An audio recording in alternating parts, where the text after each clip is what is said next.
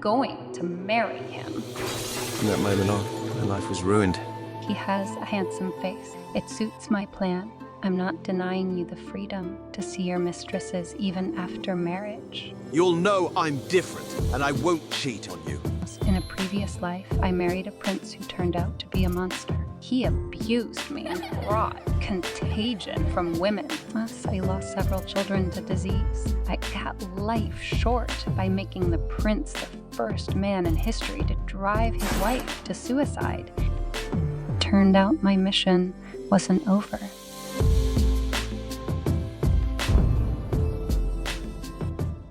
One day, 17 years ago, she will have to marry the most handsome man in the world. When a 6-year-old girl pointed her finger at him holding that lifeless gaze, his life began to fall apart. She thought all noble families were the same, so the only thing that caught her eye was his face. The girl acted so eerily confident that his heart began to beat harder. Her name was Inés Valestena de Perez. She belonged to one of the highest-ranking families of the Grandes de Ortega, an alliance of 17 noble families to whom the emperor had granted peerage titles. And this girl was the one and only daughter of the Duke of Valestena and the one who rejected the Prince of the Empire and refused to be a princess. So revered and intelligent could have chosen any of the many suitors, but her choice fell on the heir of Escalante, and the reason was his beauty. Only he should not forget that she didn't like him at all. That's what she said at the time. And yet now, Inés was leaving him. But how could the young boy know how things would turn out? She had become his sunshine. And now it did not matter so much what sorrow might be hidden in her past or their future, but Carcel would stand here forever waiting for her. He longed for the girl to love him too, as he had loved her all along. A loud clattering was accompanied by the shouts of the heroine. She was asking Lord Carcel to stop, which she actually did. Without turning around, the man listened to her plea for help. The Countess was complaining of extreme dizziness. The girl's cheeks turned pink, but she dared not raise her eyes to him. The stranger girl did not know what to do, for there were only them, the weak ladies. Her hands were tense, as if she were embarrassed or afraid of something. According to her guesses, the Countess was only experiencing simple dizziness, which had happened before. She should have rested in silence for a while, but her residence was on the very outskirts of Mendoza. Suddenly, a shadow hovered over her, causing her to freeze. Lord Carcel smiled and silently watched her, while the girl became convinced of his beauty. He was the son of the greatest noble family in Ortega, and also the most attractive man in Mendoza.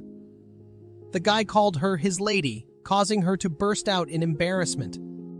The girl apologized, continuing to babble about how they weren't expecting a gentleman from whom they could seek help. But not a soul passed by, no matter how long they waited, which was why they were so greatly relieved when he appeared. 3 more female figures could be seen behind her, 2 of whom were supporting the girl who was feeling ill. The Lord put on a satisfied face, as this was indeed an urgent matter. She was honored to know that a gentleman like him was protecting the waters of the empire. The Countess, whom the man carried in his arms, had heard that his grandfather had devoted his life to the service of Ortega, and Lord Carcel had decided to follow in his footsteps. It was also rumored that he wanted to continue the noble work of his family. Upon hearing this, she was quite shocked.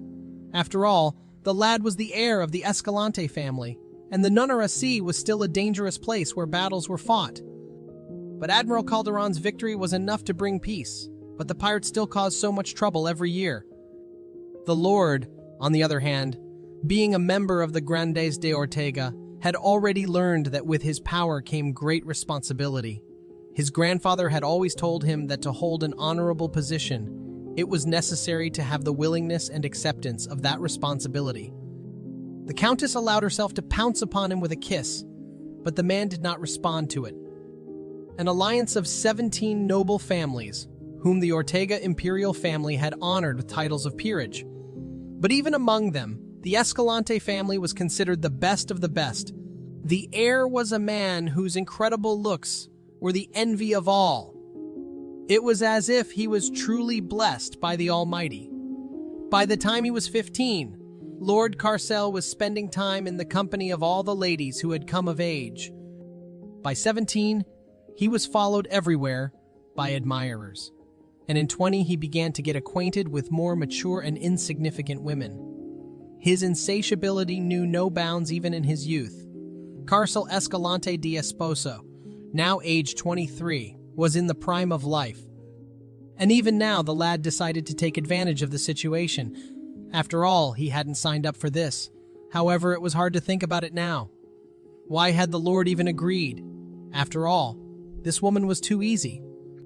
The Countess realized that it was about Carcel's fiancé. In her opinion, the girl was not good enough for him.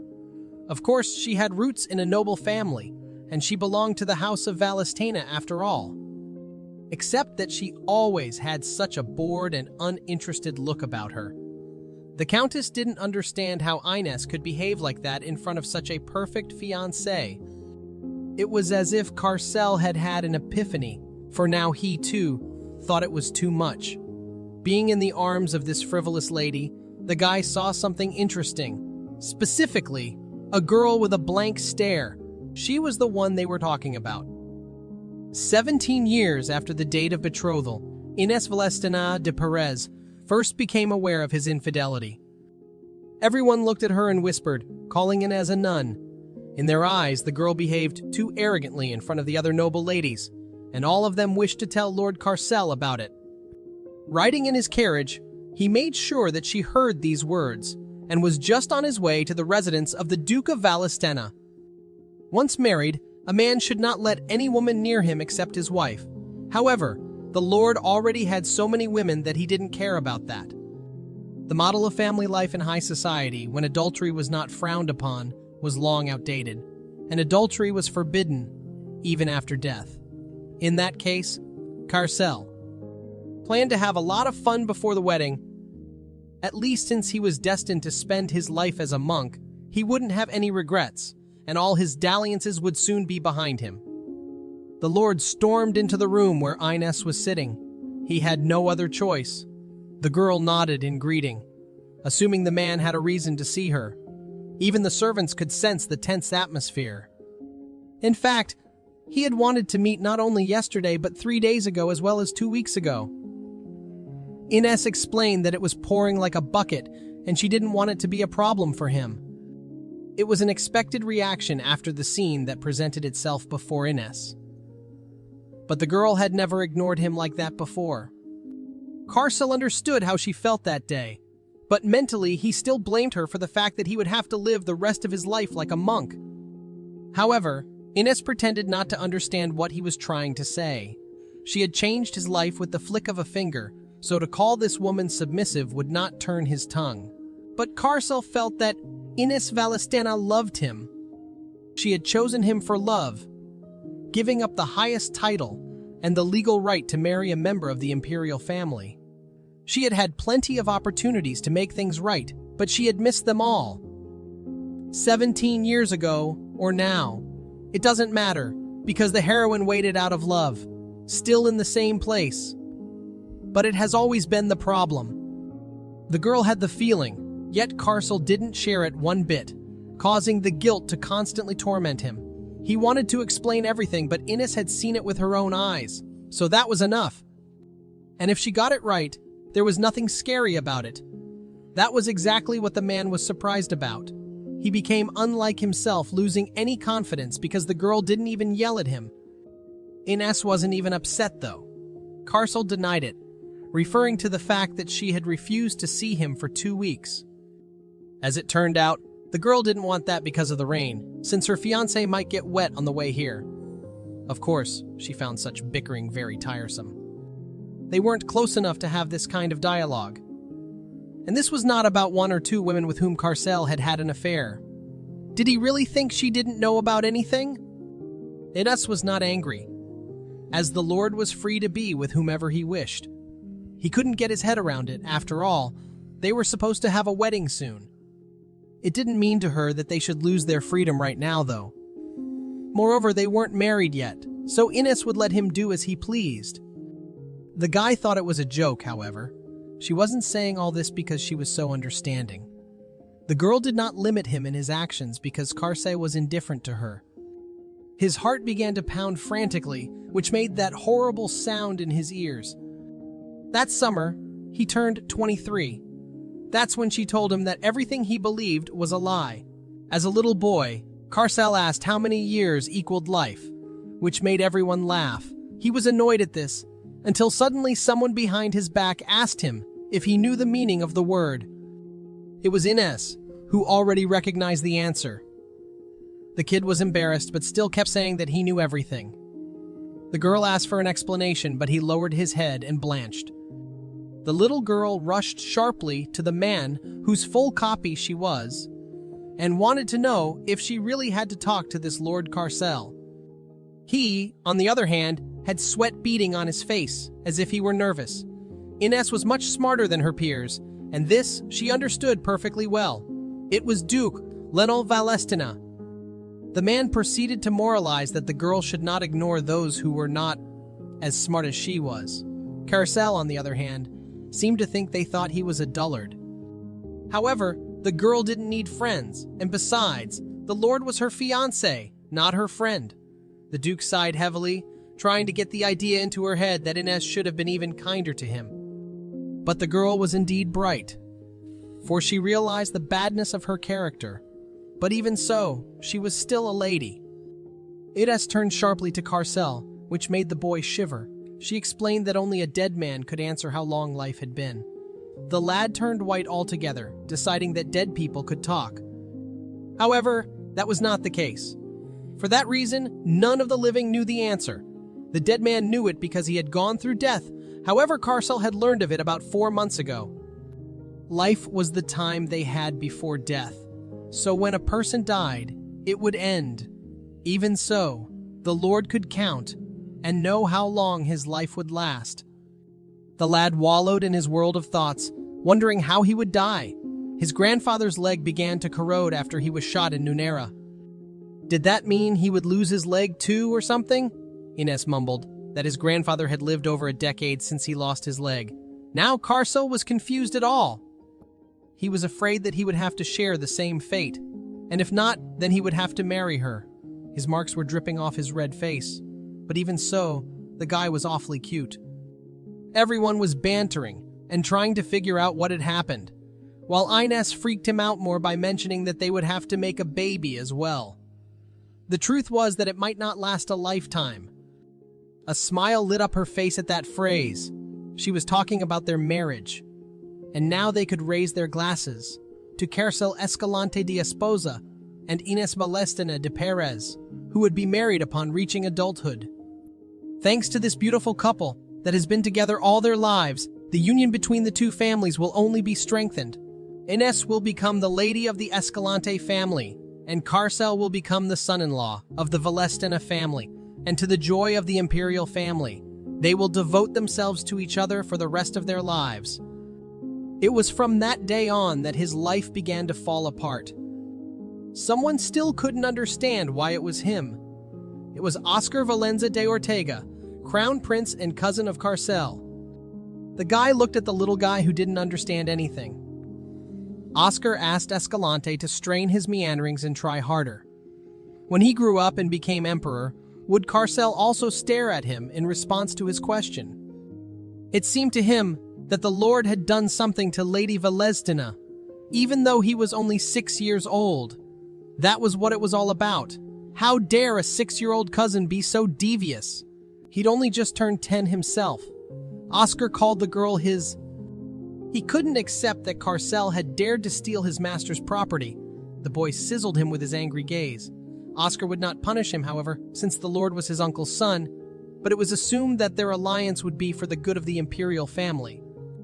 When Ines refused the crown prince's offer and chose Karsel instead, it was Empress Cayetana who brought him to the girl, as if she had been waiting for it.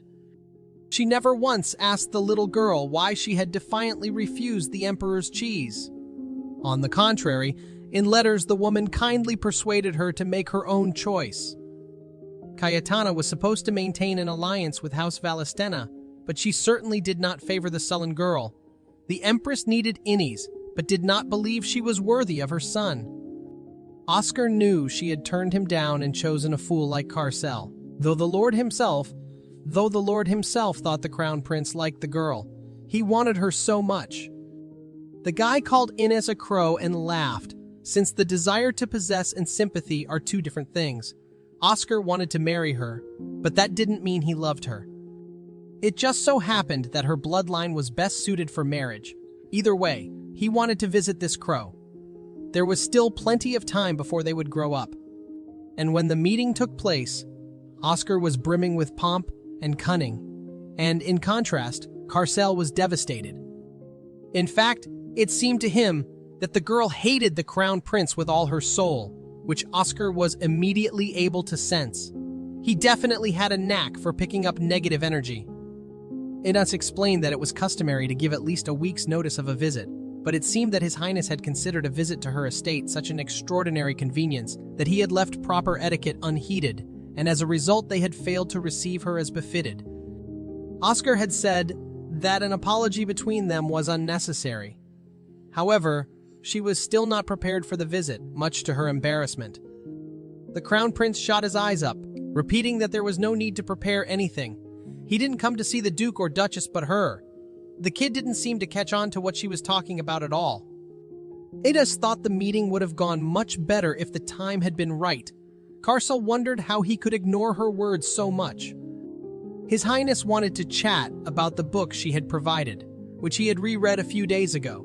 His love for books was a serious problem for him, as he lacked time at times to learn how to run the empire. Innes decided that she should not have advised him about the book. Oscar, on the other hand, said it was nonsense because discussing these informative topics with her was always one pleasure. After all, the existence of intellectuals like them can be so lonely. They forever have to put up with the ignorance of the masses. What he was saying was truly ridiculous.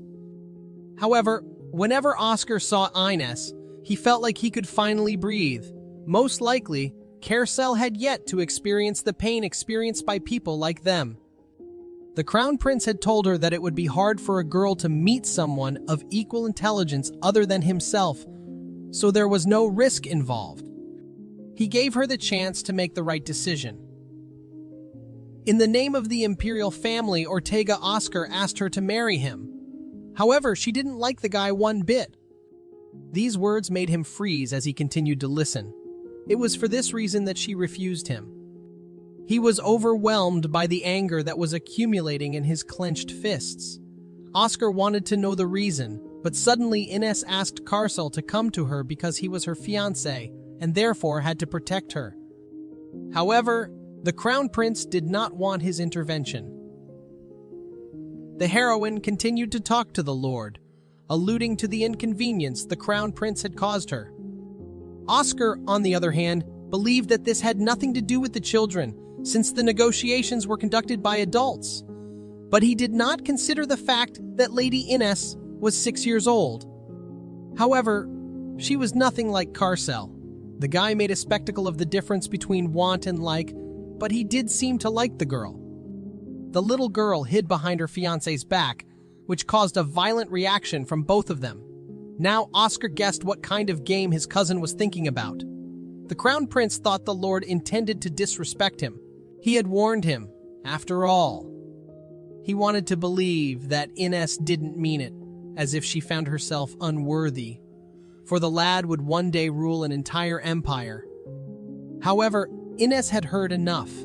His Highness would not give up, for he wished she would endow him with wings, and then they would both rule Ortega. His shouts gave her a headache, but Carcel still continued to stand in a stupor. The boy wished he could stop this torment because he no longer wanted to come between them. Except, as Innes had prompted him, Carcel was only 6 years old, so he didn't have a master yet. Probably that was the impetus to take her by the hand and drag her away. The children ran out of the room, but when he inquired if her headache had gone away, the heroine explained that it was an obvious lie. Carcel remained in prostration, for it now seemed to him that Innes had no fear of death and had therefore lied to the Crown Prince. However, even the imperial family would not dishonor itself by reprimanding the house of Valistena on such an occasion. The Lord had no idea why his cousin liked such a girl. She was a brute, not even in appearance. Maybe a little Ines was cute, but even so, he was too good for her.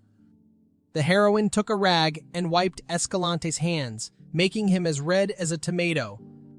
3 minutes later, he felt like he had been treated like a fool. Kersel noticed that she had not previously called him Escalante. As it turned out, Ines thought he hated her. However, that was not the case. But then why was the Lord crying?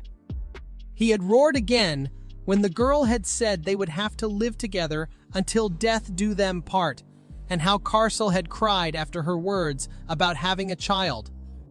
Now the boy was begging her to stop. He didn't understand the reason he was so embarrassed. Ines had agreed to call him by his first name. He'd never had anyone treat him like that in his entire life. She was the only one. Kersel, on the other hand, thought she was strange. After all, Ines liked him. At least that was what they said. But if it were true, she wouldn't have acted that way with him. The boy doubted her sincerity, but otherwise the heroine would not have dared to marry him. Rumors swarmed around Ines, according to which she did not understand that to choose Prince was the greatest honor, and that the girl pointed to Kersel because of his pretty face. However, that was the case. She didn't even deny it. The lad was even numb, as if he dreaded it. But would there be anyone who wouldn't like anything cute? Especially when the face could be put to good use. Those words indicated to him what Ines' opinion of people was. She said she liked him, and yet she was so rude. Didn't she want to impress him? The heroine didn't think long, as she didn't think she lacked anything to do so. However, Ines didn't agree with the idea that in order for someone to like you, you have to change yourself. Her confidence was reflected even in her posture. Kersel didn't have to like her at all. She didn't need to be, but he would only have to remember that she liked him very, very much. And now, as an adult, the heroine was saying that she wasn't interested in Escalante. That's when he realized that there was something wrong here. The guy wondered, had her feelings for him really changed? She had always been rather modest, and therefore, if she expressed affection, it was through letters, but her devotion had long been known to the whole of high society. Even this room was still the same. Nothing had changed in all the years. But there was something here, and Kersel was convinced of it. Something that could explain the change in her feelings. If I may say so, it's a clue. Was it possible that the reason was that she was uncomfortable because their bodies had changed? Or did it all happen before he entered the military academy? No. Even when disapproving looks were thrown at Ines, she always acted so coldly. At least she had stopped calling him Lord like she had last time. But something in this room had clearly changed. Not even that shapeless funeral dress could hide the fact that her body's newfound maturity was beautiful. The girl noticed that he was thinking about obscenities again, though for him, that would be his only pleasure. Kersel asked why she was not interested in him, but there was no hidden meaning here, so he could care less. Clearly, that wasn't the best answer. Ines explained that she had only given it to make him feel better. She said that she knew all about his personal adventures, that he didn't need to worry about her, and so Kersel was free to do whatever he wanted. It all made sense now. He had upset her, and that was why his fiancé was being so sarcastic, even though she had no idea what Kersel was talking about. Lord tried to explain that either that was the case, or she had said those words without actually putting that meaning in. It even seemed to him that Ines was concerned about his feelings. The guy himself didn't realize he was talking nonsense. He acted as if the girl had found another man or something like that. Kersel even asked if that was the case, and the answer was not unequivocal. Ines was nobody's desired quiet girl, just as his cousin had once said, the crow of the house of Valistena. However, the reason men hovered around her was because she already had an extremely attractive fiancé. Ines always dressed similarly, so it was no wonder she remained in the shadows. In a sea of lively birds, the heroine stood out like a crow, but with a body like that, she could win over even the silliest nobleman. But the truth is what she is. Carcel couldn't say that Ines was beautiful just because of her body. The girl declared that women were interested in him because her looks were much less threatening compared to his. She had no complaints about this marriage or him. Nor was there any point in ruining their relationship over such nonsense. He was born to be her husband. It seemed to the man that she was not all right in her mind, though Ines was more than sane. She knew exactly what jealousy was like, and she also knew how to be angry, as well as how to feel affection. That's why the heroine threatened to kill him if he betrayed her. That was what her love for the man made her, and for that reason she didn't want to waste her energy on someone like him. Someone she didn't even like.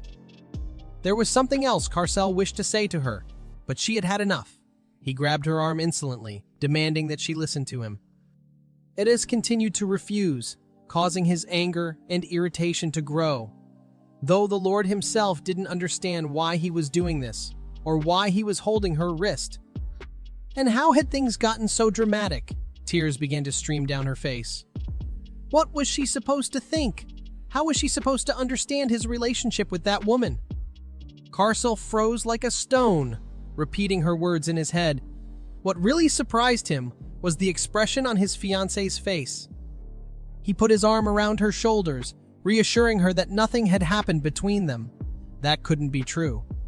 The man pulled her against him, holding deep eye contact and calling her the only one who mattered to him. Carcel himself couldn't believe he had said it.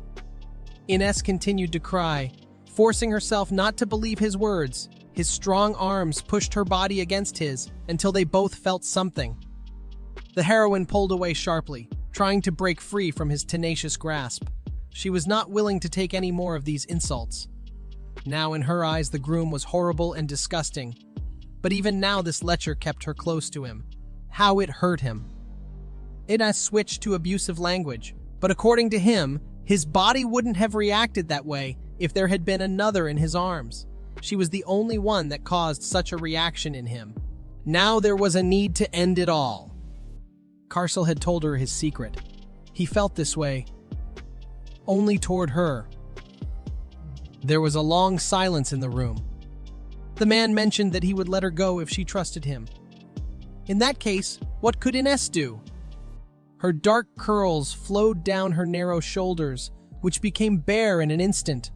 Lord had only to show how much he desired her. The girl never wore underwear when she went to meet him, each time hoping that one day he would take her into his arms and get to know her body more intimately. She had waited so long for this, that it seemed like a dream now. Just a harmless dream without suffering or sorrow. A dream in which Ines is exposed, and so he would never want to wake up from it. Except, it all turned out to be fiction. He was awakened by his little copy, which reminded his brother of sparring. The man thought back to her words. Now he was convinced he could live the life he wanted to live, because his fiancée didn't care one bit. And come to think of it, Carcel also blamed her for today's incident. In fact, the Lord was even glad that it came out this way, and he seemed to have become the happiest person in the world. The captain, as he was addressed, had been repeating the same words since his arrival, constantly referring to his chastity. The man had simply never heard Carcel speak so much, which meant he was satisfied with what she had told him. He should have made for a long tongue, however, because the bullet was moving very fast. He didn't even know how to shoot properly, and he was already criticizing his captain. In fact, the guy envied the Lord. That is, it was every man's dream, namely, a wife who didn't restrain her husband. When a man gets married, he will be forced to live under the constant supervision of his partner. That's when they cease to be free. Did he really think Carcel was such a scumbag? All the man said was that he was lucky to have as a bride such a caring and kind lady who was willing to let her husband live the life he wanted. Except that, in the Lord's own opinion, this woman showed no care for him. In fact, Ines didn't give a damn about him. That is why she will be fine whatever Carcel does. Once again, the captain was approached by a lady who was only too glad for his long vacation. She was thrilled to be able to watch him all summer. God had endowed Carcel with a beautiful face and such a strong and perfect body, which made the girl envy his bride. And only he was able to turn her on like that. For some reason, the man froze and suddenly asked this lady to move away from him. Of course, she objected, because this night he was to be hers, but the Lord still left her alone. There was some nonsense going on in his head. Escalante had thought that those speeches were more than just nonsense, but now he had doubts. The words spoken in his dream had no power over him, so why was this happening? Why didn't Carcel get excited being with such a lady? After the wedding, he wouldn't have any other options besides Ines, so he shouldn't be deprived of doing this. It must be some kind of curse, or maybe it's just a temporary malfunction. Lord believed that he had zero chance at that age of fitting in as impotent. Now he tried to reassure himself. But that very night, as soon as he thought of Ines, the problem resolved itself. That's how his self-belief worked. It was all right, because Ines wouldn't have to go tonight anyway. How wrong Carcel had been. The bride apologized for being late, but the man was at a loss for words. The girl practically did not show up at such events, even despite the invitations. While everyone was whispering about her, Ines knew that her fiancé would show up here. Her bare hand touched his tense cheek. She asked him not to make such a facial expression, which was devoid of any nobility, in public. Who was responsible for it, though? An awkwardness hung between them. The silence was interrupted by the heroine, who apologized for the incident. She wasn't quite sure she knew the reason, but it seemed that what had happened had thrown him off balance a bit. Had Ines really come here to see him at a different time? Though the girl didn't think a separate reason was necessary for a simple meeting. Had she upset him again? Her excessive politeness was unnecessary, for Carcel found it both an inconvenience and a cause for concern. Ines leaned closer, sensing how irritable he was today. Such proximity made the man flush and blush, but she noticed that, as of late, the Lord had been acting awfully strange. By the time Carcel came to his senses, he was already in the carriage. It even seemed to his fiancée that the guy was somehow unhinged. However, the Lord himself did not understand why he behaved like that. After all, he did not consider himself some kind of pervert or a teenager with raging hormones. Ines even suggested that he get out of the carriage if he came to his senses, especially when they were already at his house. The girl made a displeased look on her face as she mentioned that they were going to the Escalantes' residence. The need to see her was not something that pleased him too much. The heroine understood that, but if her fiancé continued to behave like this, it would turn into a problem for her as well. But she was well aware that he didn't think she was annoying. Carcel helped her out of the carriage, after which Ines leaned on his arm, which was a very painful torture for him. He sat her down across from him, which made her feel the space was too open for conversation. They had something personal to discuss, but the man felt this room was private enough so they could begin. The last time Carcel had left in such a hurry that it had not been possible to finish the conversation there, though he himself had denied it. Ines appreciated the effort her fiancé had made to hide the truth from her. In particular, she spoke of his efforts to keep his salacious lifestyle a secret. She knew he was doing it out of respect for her. Carcel had decided to keep his mouth shut, since the blame was on him. He was now convinced that the bride was crazy about him, except she wasn't done yet. What the heroine meant was that he didn't need to worry and hide who he was dating because she had no interest in him. Just like he had no interest in her. For the remainder of the engagement, they can just keep it that way and stay out of each other's personal lives and then stick to that after the wedding. As long as no one disrespects the other outright, they will indulge each other and stay out of personal matters. Carcel tried to make sure that what he heard was correct, and as if asking for permission to do whatever he wanted on his own time. As if the girl intended to do something behind his back, he jumped up and moved closer to her, sitting down on the table. Ines reminded him that people don't behave that way. However, the guy defiantly replied that he wouldn't be a toad by sitting on the table. Carcel explained that before calling him a child, then she should have thought about what nonsense she was talking about. It appeared that Ines had put on this whole show for the sake of her lover. He asked her that question again, for it would explain everything. Why she didn't care about his misdeeds, why she let him do whatever he wanted, and why she went so far. Who knows, it might have been more than one man. Escalante couldn't imagine how many men the main character could seduce with her porcelain skin and sensual body. Given her personality and the way she commanded, the girl could definitely take control of anyone. But after the wedding, Ines refuted his speculation. The only reason she suggested it was to make things easier for him. She wanted the groom to be free. After all, his life had changed because of her. Carcel had got engaged to her without wanting it to. He had to become heir to the house again because of her. They should have gotten married 6 more years ago, but Carcel had enrolled in the military academy, only to postpone the wedding. By doing so, though, he'd only done her a favor. It wasn't that Ines hated him, it was just that it hurt to postpone the wedding. She was sure it meant nothing to him.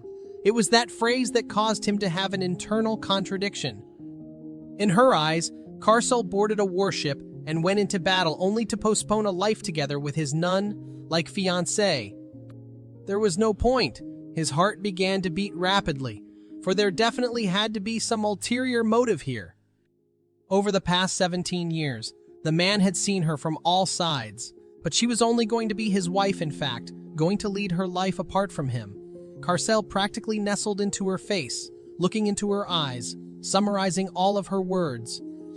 Did she really think that was possible? Escalante reached up to kiss her, causing her hands to shake. Hadn't the girl said they should have children? What about sharing in the process of conceiving them? He was sorry to ruin her plans, but they would not live apart. She would have to kiss him hundreds of times, and their bodies would meet thousands of times. Carcel had promised not to lay a finger on any other woman, being by her side when she gave birth to their firstborn and then the next. And even if they don't make babies, he will make sure that he will satisfy her. He would make sure his wife would do the opposite, because he didn't want his so-called freedom or privacy. His understanding of marriage ruled that out. Even though Carcel thought he was a disgusting bastard, even so he was more faithful than Ines. The story of the heroine herself was different from her point of view. Dana's first life was cut short when she was 26 years old. The length of life was known only to the dead, which was how she came to know the length of her own. The girl knew the answer as she had died before, but the source of the knowledge she gained was not only death. After all, the end of her first life was 26 years. It was the result of her own decisions, and no one else's. It had also happened a long time ago, but the sense of hopelessness experienced then was still fresh in her mind. She remembered the last thing she had seen was the dorky look on the prince's face, and the chaos that had ensued at 26. The one and only daughter of the Duke of Valestana had achieved her status by belonging to the Grandes de Ortega. She was born into one of the strongest families in the empire and was a lady who enjoyed extravagant jewelry. For the sake of satisfying his daughter's fine tastes, the Duke spared no expense, and this led to Ines becoming a permanent leader in fashion in the city of Mendoza. At the time, noble women applied an almost poisonous powder to their skin on a regular basis to make it pale. But soon after the heroine returned from a summer trip with skin the shade of bronze, tanning gained popularity. Ines truly lived a social life. Magazines were busy weekly glorifying the Crown Prince's bride for her dignity. She was beloved by the Crown Prince and lived like a beautiful young princess. At that time, Ines was so happy in her perfect life that she made an effort to make it even more perfect. The girl exhausted her dressmakers to create new dresses and studied a lot of invitations to decide which events would not only improve her reputation, but also allow her to become the center of attention. In pursuit of a slim waist, Ines starved herself, but wanted those around her to believe that she was born that way. so she made a spectacle of eating large portions of food when attending formal dinners. Afterward, however, the heroine was nausea-inducing. Was she living a normal life? Ines wasn't sure about that. That's when doubts began to grow in her. She couldn't tell if it was for the sake of becoming the perfect wife, or if she was simply using him to gain that. But Ines did love him. Loved him, even if it had only been a few years, and the girl had fallen for his vile lies. And the reasons for her love were rooted in her own vanity, and she really loved reputation and status. How could it be love? How could she have this light feeling for someone like him? The girl had suffered 4 miscarriages, and whenever she lost a child, the imperial family and the empress blamed her for it, exercising scorn and attacks. This is how Ines lived for 10 years. Oscar never once took her side and ignored her pleas for comfort. In fact, he even came to the conclusion that his wife had been born into the world with a cursed womb. Although her life seemed dazzling from the outside, the protagonist was dying inside. After marriage, it was hard to call her life normal. As a result, when Ines found out that her not one bit spoiled spouse had contracted every possible disease due to his promiscuous lifestyle, and that it was the cause of death of all 4 children. When she was tormented by the memories of all those horrible nights when her vile husband had taken her, pregnant, by force, ignoring her attempt to refuse him, solely to satisfy himself. He was the only man she'd ever known, and now her body was tainted with proof of all the lewd nights Oscar had spent with other women. Ines had done nothing shameful in her life, but she was still being punished for marrying a human likeness, a freak. But there was something worse than the illnesses he endured, his desire to. He was well aware of this, but he had never once hesitated to satisfy himself at the expense of his unassuming wife. Whether it was his wife or the conception of an heir was of no concern to him. He didn't even do it to annoy her. Oscar simply didn't give it a second thought. When Ines looked back on her life, she counted 4 miscarriages as a blessing. If even one baby struck out, the sin would be irreversible. Her mind had never been clearer. The fact that she had not produced a single child was her only consolation. Oscar had said that no one in his lineage had ever been divorced before, that he couldn't be the first loser in the imperial family. So now she is going to change that. He was going to be the very first prince to drive his wife to suicide. Ines was going to do it because living with him made her disgusted.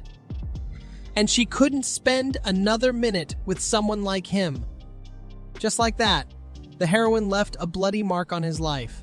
No one could have come up with a more peaceful outcome, for her death did not cause harm to a single soul, not even the crown prince, who was little better than a drain rat. If he had suffered from anything, it was Ines' will, in which she had revealed all the details of his sordid sexual escapades. She didn't expect to receive any compensation. She just hoped that if there was a God, she'd be lucky enough to be in a better place. And on that, the protagonist closed her eyes, determining for herself that it wouldn't change her mind. And so, waking up on the hunting grounds where she spent her childhood, Ines had no idea what had happened. She shifted to a run, breathing in the fresh air and looking around the green expanse as the wind played with her dark hair. The boy, an exact replica of her, didn't understand what had gotten into her. Ines, on the other hand, was crying because she felt the pain. This was her dream. He was still so young. Who would have thought that the great Luciano Valestine was a brat in his 19 years? The heroine's older brother looked back at her warily as she did it again.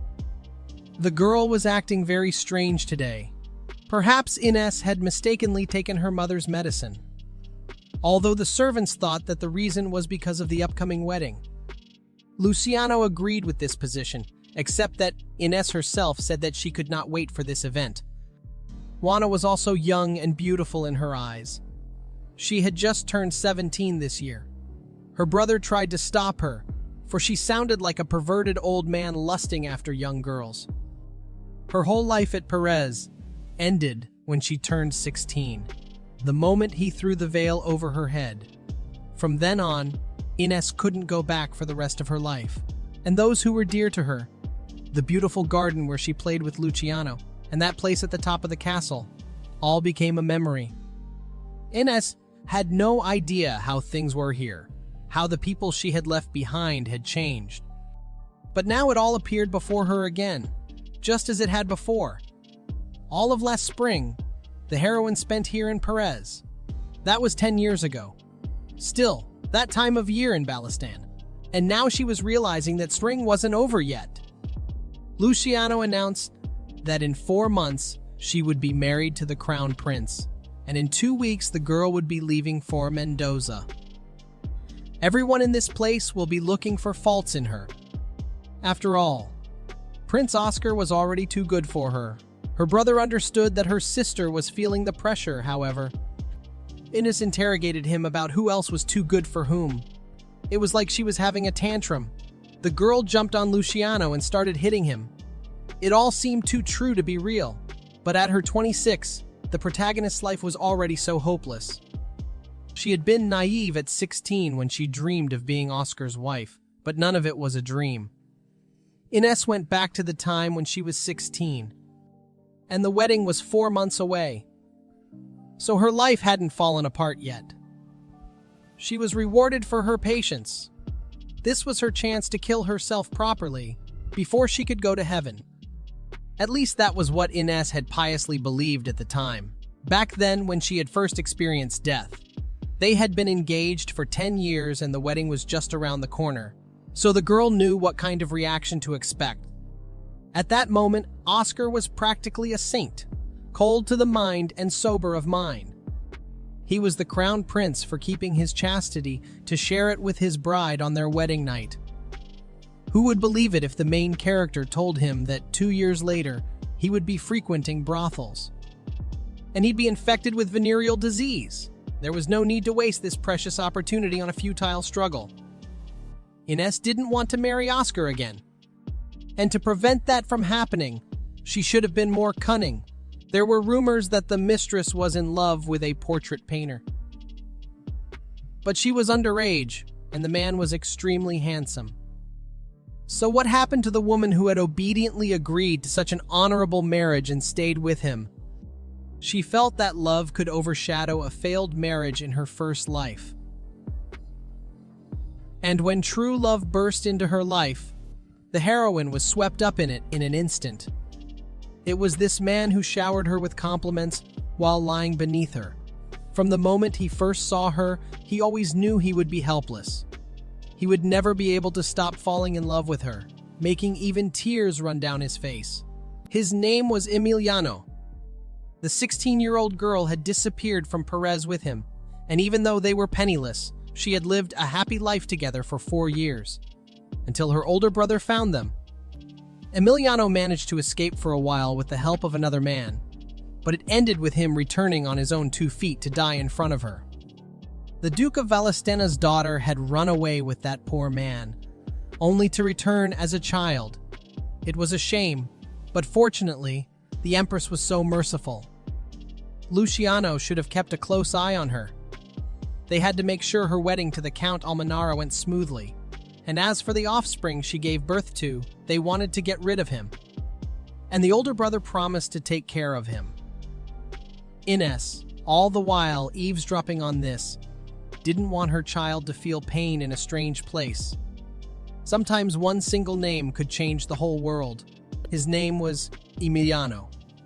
He was the only color in her world that consisted of only black and white. Now she begged him not to forget her. The man who had changed her world could no longer exist in it.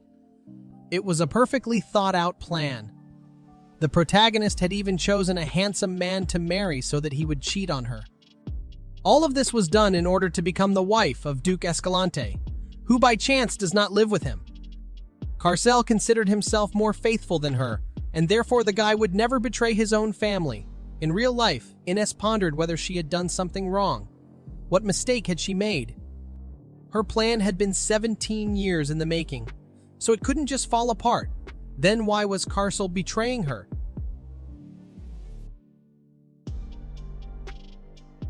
At last, this lady's man had decided to settle down. Yesterday, he even sent a letter asking for Madam's hand in marriage. Only it was his desire that was the problem. Juana didn't quite understand her train of thought, but the lieutenant was perfect. He was only guilty of being a womanizer, but he had made a promise to work on his behavior. However, Ines had heard it 1,000 times, and she didn't want to hear it from him. In her youth, the heroine had had tender feelings for this man, but now she didn't even want to hear it, and she didn't even want to hear it, and she didn't have much oil on her feet at all. Her mistress hated having it on her feet. Juana noticed that this was the first time she had ever done this for her, so how could she know? Ines abruptly changed the subject, admitting that she was fond of the current Escalante. The girl even suggested that her mistress enjoyed watching him flirt with other women. And that look? Her fiancé had said he didn't need it. Perhaps he had said a phrase or two to placate her before the wedding. But still, he was a soldier, so he was unlikely to make such statements so easily. Ines, on the other hand, thought that everyone was lying. Soldiers lie to their superiors all the time. Even the priests in whom Juana had such faith must have lied from time to time. But she was right about one thing. After all, Escalante had only said such a thing to please her. He was simply weaving what he could. Carcel could never change. A feline can't suddenly become a man. If a dog says how he'll turn human tomorrow, will he? The lady was talking to herself again. Ines was not wrong, so her efforts would not be in vain. Someone had gotten all the information. Why did he always act so suspicious?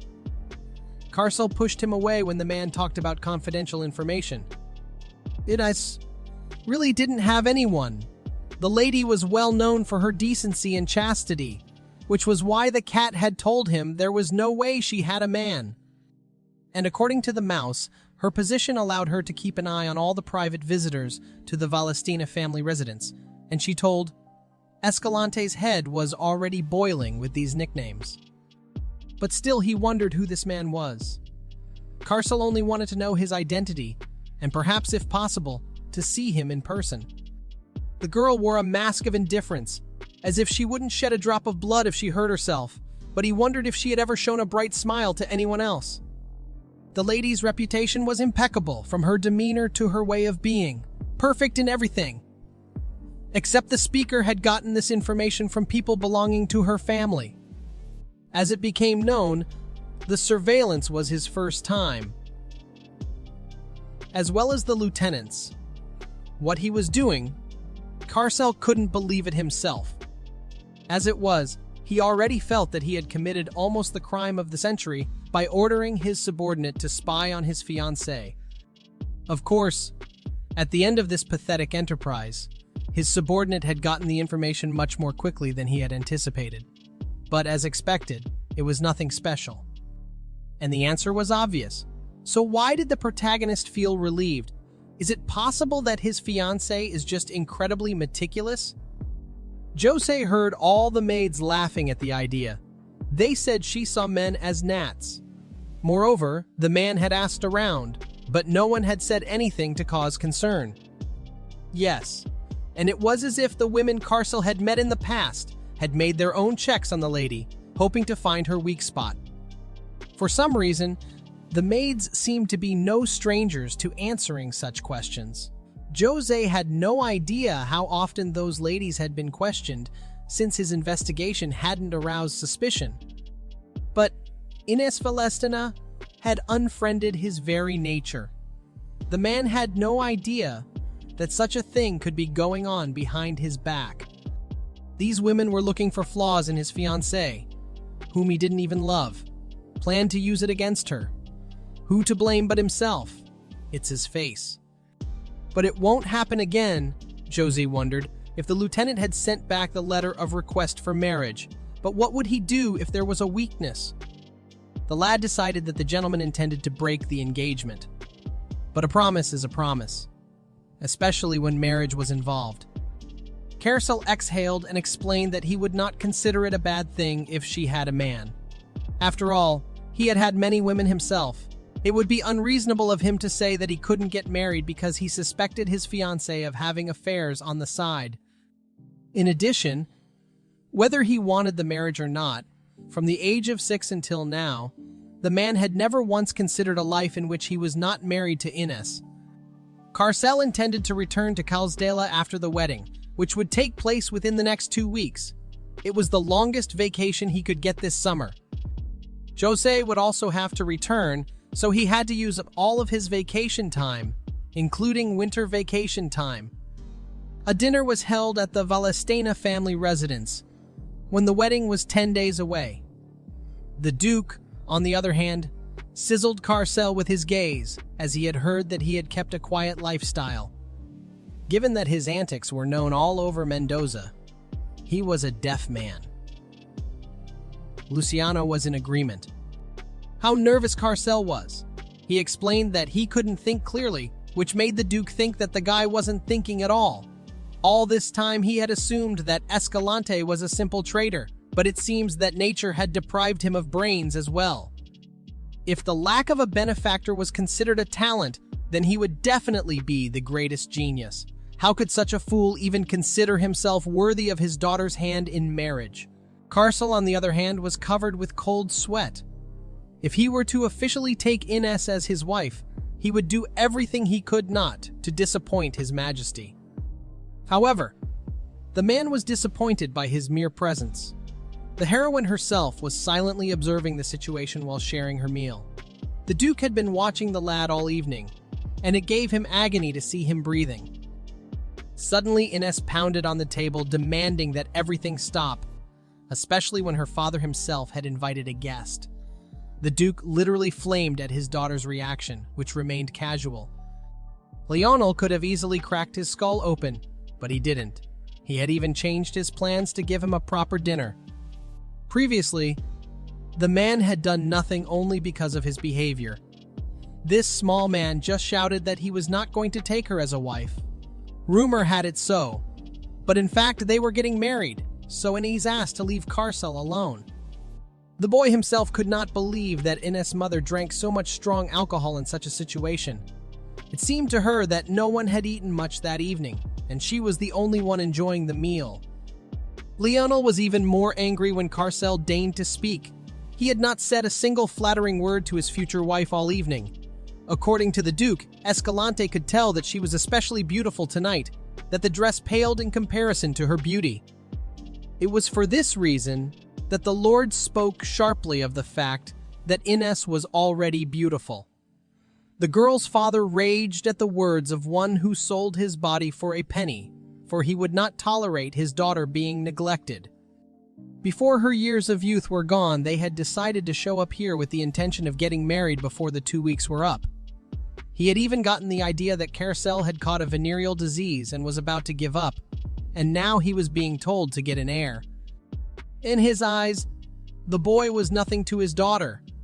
Yes, and Ines couldn't take it anymore. She gave her father a cold stare, for it was not right to treat a guest like that.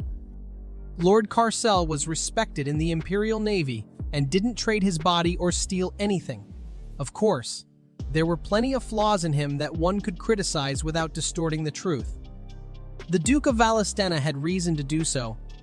After all, his daughter was not getting any younger with the years. But the man still did not understand why she was bringing the marriage to an end. Her fiancé had denied the wedding plans and sailed the seas, so his anger was expected.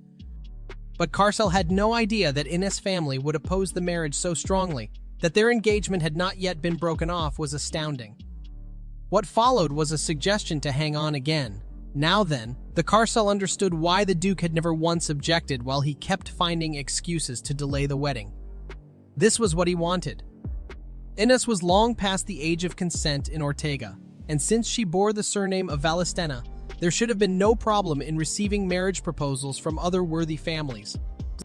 This engagement existed to this day, not to mention that neither Valestina nor Escalante are ordinary noble families, so they didn't judge anything lightly. Even though Carcel might not like the girl, or even be interested in her, she at least wanted him. Today he realized something. Ines' smile was most beautiful when she was lying. That was why the girl had confessed her love for him in front of everyone. Her mother's opinion was different from the Duke's statement because she liked him originally. Ines, too, had always said that he was sickeningly good for her. Now, Carcel was getting annoyed when Miguel walked so close to Ines. Her mother was already drunk, but she still demanded his attention. She admitted that she wanted a daughter different from Ines. Decisively, all her actions brought disappointment. Clearly, she hadn't always been like this. The girl had changed when one day she came down with a terrible fever. Since then, she had been disappointing her with everything she did. Even now, the heroine looked like a witch. Would Carcel be able to bear living with her? The man himself, however, thought she was quite beautiful. Her mother saw that he resisted it, and therefore made every effort to postpone the wedding. Even the thought of it horrified him. She was hardly indignant either. The mother asked Carcel to change her own daughter, who, in her eyes, was suffering from illness. It was simply unbearable. She had the feeling that Ines was devoting the whole day to confusing her. It even seemed to her that the girl had exchanged her soul with someone else. Sometimes she was as evil as if she were possessed by a demon.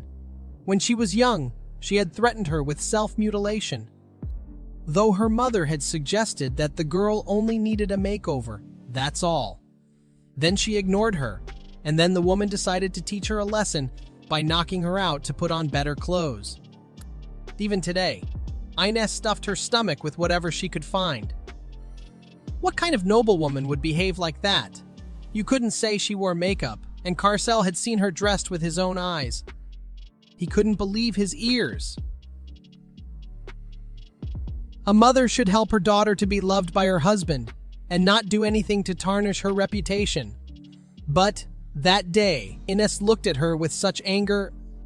From that moment on, her daughter's fate was no longer in her control, and so she entrusted her into the Lord's hands.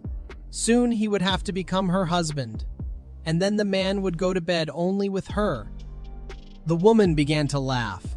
For the one and only time Ines had managed to gain her approval was when she had made him hers by putting a chain around his neck while they were young. The Duchess was astonished, for they were only 6 years old at the time. It was when the Empress announced that Carcel would have to marry Ines that he sobbed with fear. Such a thing is not likely to be forgotten. And the girl was different. She knew exactly what she was doing. That's why her mother saw the devil in her. Ines asked her fiancé's forgiveness for her own father's behavior, but it was all right because the Lord himself was aware of his own shortcomings. The girl felt guilty, therefore she asked the man not to pay attention to the words said by Lionel. Nevertheless, he had already done so. Carcel had even set the date of their wedding without any notification. Now Ines would have to wear her mother's hideous 27-year-old dress. Of course, the lieutenant was only doing what he thought was right. Ines merely wished to marry him, so she had no objections. She had been waiting for him for a long time, so this would be accepted with a smile. The Lord, on the other hand, knew her thoughts were not pure, but he was too good to be bound by any conventions, especially since Ines didn't want to see him languish under the burden of rules and obligations. It was one thing to compare a grown man to a flower, but Ines seemed to be brainwashing him now. But why would she do that? In his eyes, she spoke in a manner as if she sought to control his mind. So what were her intentions? He had already kissed her, so he made himself very clear. The heroine explained that it was an effort to put a sense of duty in her head. Carcel was utterly outraged at the use of those words, as he had not pursued those goals. Ines said that she liked him, and afterwards stated the opposite. She said she didn't want to waste her powers, but she was actively pushing him to the edge of the cliff, as if she couldn't wait to get rid of him. Maybe Ines never liked the Lord at all, but hated him. The girl did not understand why he was so angry because it was Carcel who had made the choice in favor of a disorderly life. It seemed to her that the lad's inability to understand was the result of relying solely on his body and neglecting the gray matter. Even now, he was still an idiot with a pretty face. He never missed an opportunity to mention his attractiveness, but Carcel, on the contrary, considered it his advantage. Moreover, the man was not at all eager to participate in this engagement. In this case, Ines released him from his obligations, and he promised that after the wedding, everything would change. What made a man decide to turn into a saint? After all, they would even have separate rooms. The girl was not going to lie down with the dogs, but Escalante argued since animals had to live among humans. Once again, he did not want to be released into the wilderness. Their lips made contact, causing both of them to blush. Carcel pointed out to her not to waste her strength simply, especially since it was becoming too dangerous. He ended up getting a slap on the wrist. Ines remained adamant, expressing neither joy nor anger. However, the slap came not to Escalante's face, but to his head. It might even seem from the blow that it wasn't the first time for the heroine. The thought of it being his first time burdened her somewhat. He'd be surprised how many people existed who wanted to be spanked. Besides, dogs were supposed to run around outside according to their upbringing. Animals should never be allowed to go into their master's room, let alone Carcel's bed. Since the beginning was started by a man, Ines herself decided to set some boundaries. After that would come the main part. These were the very basics, without which there was no way around it. In her opinion, if the couple wanted to please their families, there was no need to hold back. In any case, their wedding was a joke, and she would be in an old dress for the ceremony. Oh, and Carcel was a man who was floundering around trying to avoid his bride. Given the circumstances, Ines would have said he might have found the situation funny. That, however, was a lie. After all, the Lord had always seen her as his wife, which was why he had kissed her. Carcel apologized for his rudeness and carelessness, promising not to do anything she wouldn't like. All she had to do was ask for it. Ines was visibly nervous. However, the man would assume she was fine with everything, except for the kissing. And so the time flew by, and finally the wedding day arrived. To the ringing of the bells, the wedding melody rang out at the ceremony. And waiting for Ines at the altar was Carcel, who was truly blown away by her appearance. The color white suited her. A long eye contact kept the man in his thoughts, until the couple took their vows and sealed their union with a kiss. A wedding ceremony imbued with an atmosphere of solemnity and piety to which only the imperial family and 17 noble families were invited. Let this event could not be called large-scale, but the participation in it was not regretted by any of the parties. For no matter what anyone said, the situation continued to remain quiet and calm. And everyone was stunned by the beauty of the heroine. Carcel was approached by Ihar, who noticed how the man did not take his eyes off the newlywed. The new man was known for his old-fashionedness, but in comparison to him, Escalante was a saint. Duke Valestena did his best to convey to him that there were enough other non-corrupt young men who could come to replace him as Ines' groom. Among them were Enrique Osorno, Leonardo Helves, and Ihar, who would never stray from the righteous path. At least he was considered so by others. Carcel was amused by the fact that he was actually one of the contenders, especially when the man had said rude things to the groom on his wedding day. However, Ihar only noted that they had made a mistake and would lose the bet, for now it was clear why Escalante couldn't take his eyes off Ines. He even had an idea that the guy would faint right in the middle of the ceremony. No one could believe their own eyes. Everyone thought that there was another daughter in the Valestina family that no one had ever heard of. Obviously, everyone was shocked. The girl kept getting a combination of surprised and admiring looks. She smiled good-naturedly at those who gazed at her in amazement, and she ignored those who caused annoyance. Her behavior was natural, and in high society, Ines had always lorded it over the other nobles. But she was still herself. There was just a change in her hair and attire. Despite this, the world treated her as if everything about her had changed. Ihir doubted that it would be enough for the groom to be satisfied with just her, for novelty could be intoxicating. Moreover, even her body looked different. It was unexpected luck for Carcel. However, the man himself denied it since he had already seen it. Ihar had promised not to interfere with the fun, especially since he had no power.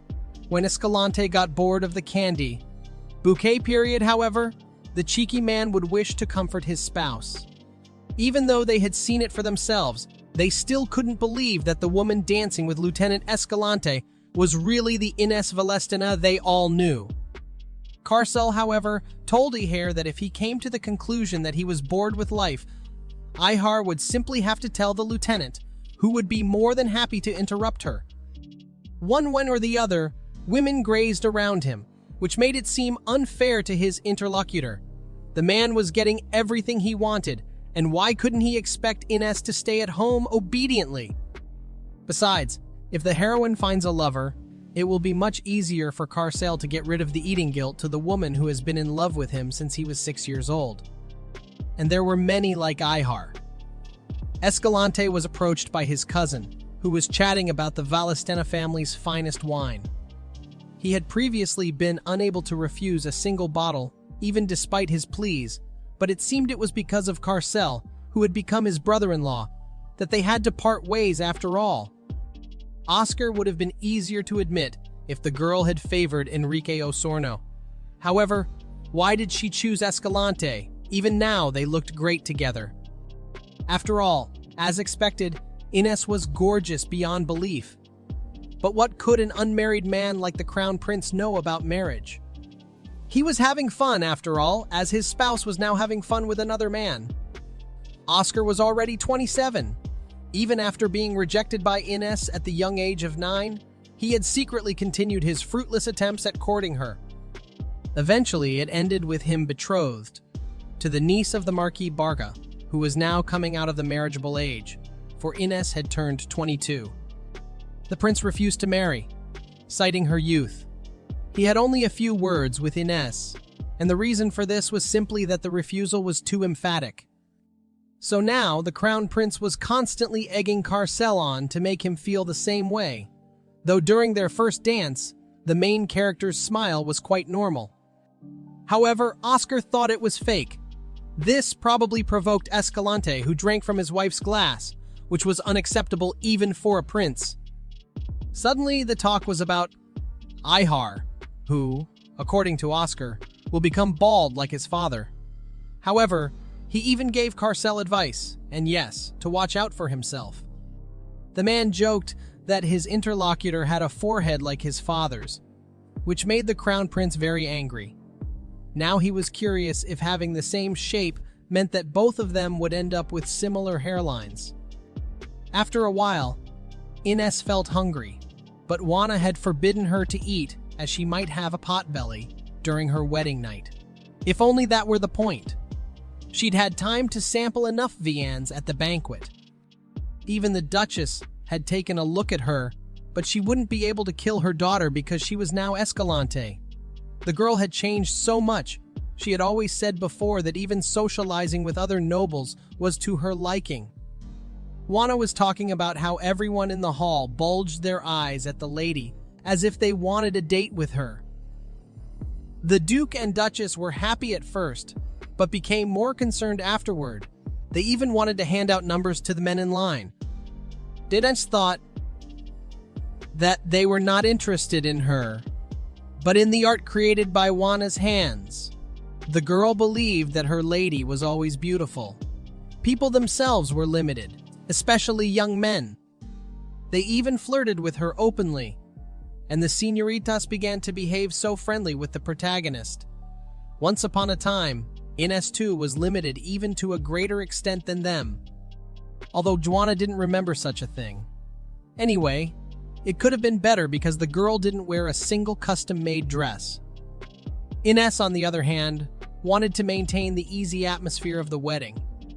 She'd never had the chance to take part in one after her first life, but even this small sample was enough to exhaust her. When the heroine was living that life, Every day was a pathetic attempt to survive, even if it seemed like a laughing matter at the time. But anger and despair were no laughing matter. Though now those memories had become rather hazy, one night had made them all worth it. But now, Ines was all too aware of the situation she was in. She couldn't allow Carcel to be humiliated or looked down upon. After all, it was his first wedding. Throughout the marriage, Ines would not harm him in any way, nor would she shy away from her duties as a wife. The girl would not give him a single reason for divorce, and the rest of her plan should go off without a hitch. Now she was going to go to the bedroom. After all, this was just the beginning. The wedding ceremony and banquet were held solely for the amusement of others. The conclusion of the actual marriage contract, however, was coming to a close on the wedding night. In the aristocratic world, if nothing was accomplished on that very night, the next day the marriage could be simply annulled, as if it had never taken place. And yet even a fully consummated marriage can turn into nothing if I do not comply with the conditions imposed by each of the parties. Of course, it didn't happen very often. All they wanted was for the wedding night to go smoothly. Besides, Carcel said that Ines still wanted this marriage. The Duke of Valestena kept threatening to annul it if any kind of interference arose, but was unable to realize this as long as his daughter wanted to keep the marriage alive. She tormented the bridegroom both in dreams and in reality, and his wishes seemed to have been suppressed at that time. Time dragged on painfully slowly, and when they saw Ines as he had imagined her, he thought Carcel would lose his senses. And so he prayed that the night would pass quickly, and the world would be as orderly as his dreams. Ines Escalante's name would be added to the Escalante family tree, and Carcel would take her away from the Duke to a place where they could be alone, to a new mansion on the coast of Caldstella. He didn't believe this day would come, but here it was. Without a doubt, the guy thought himself distraught. At the moment of sending the marriage proposal, he decided that they would spend their honeymoon not in Mendoza or Esposa, but in Caldstella, where his fleet was moored. Carcel swore that it didn't make much difference at all, and the reason was certainly not because he was desperate to be alone with her. Perhaps the man had fallen in love with Ines after all. Could it be that he was now in love with Ines?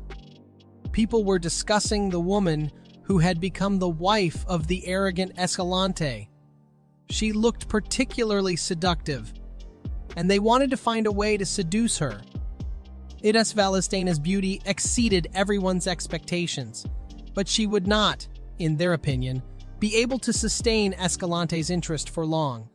And now, they couldn't wait for him to turn his own back on her. There was nothing easier than comforting a woman with a wounded heart. She appeared in a room that was filled with darkness, but even so, the rustle of her dress filled the space, echoing in ears. Both their hearts were pounding like mad. Carcel had feared she had come all this way in this form. That turned out to be true, and Ines even added that there had always been something of the exhibitionist in her. It was a joke, though. The heroine would invite him into bed and make the first move by skipping the strap of her nightgown. They would have to undress one way or another. She was only trying to make it easier for him. Did he need help getting undressed? Ines had heard that some people like to stay in their clothes, so she didn't mind putting her clothes back on. Though, Carcel stopped her, asking her not to do such a thing in front of him. He picked Ines up in his arms, showering her with compliments. The man decided to help her, since she had used up so much energy on those guests.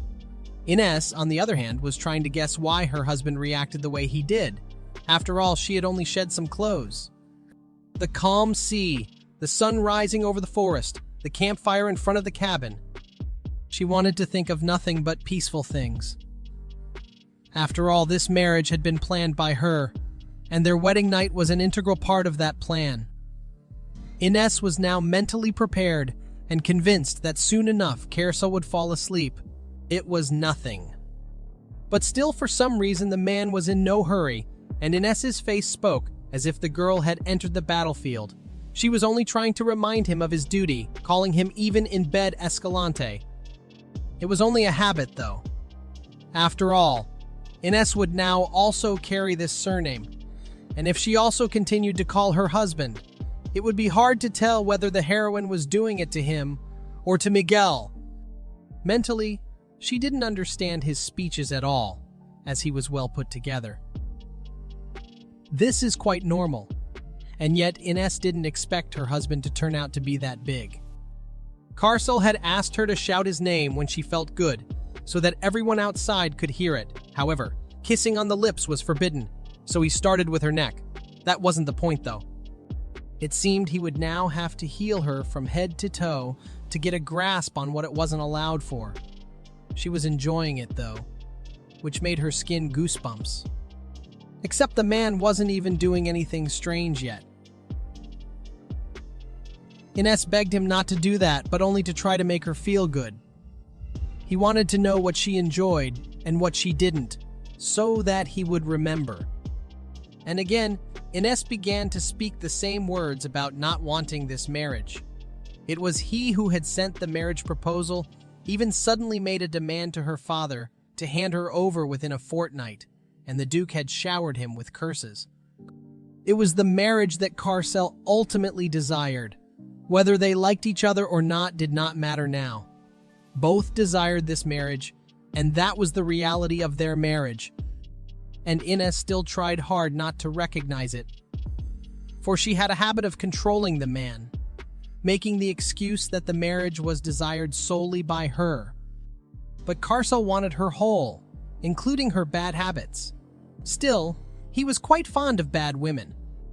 If Ines's sole purpose was to get pregnant, there was no need for anything else. That was true. The hero was fine with that. However, Ines was now telling him to take her like an animal, to take her against her will, without regard for her feelings at all.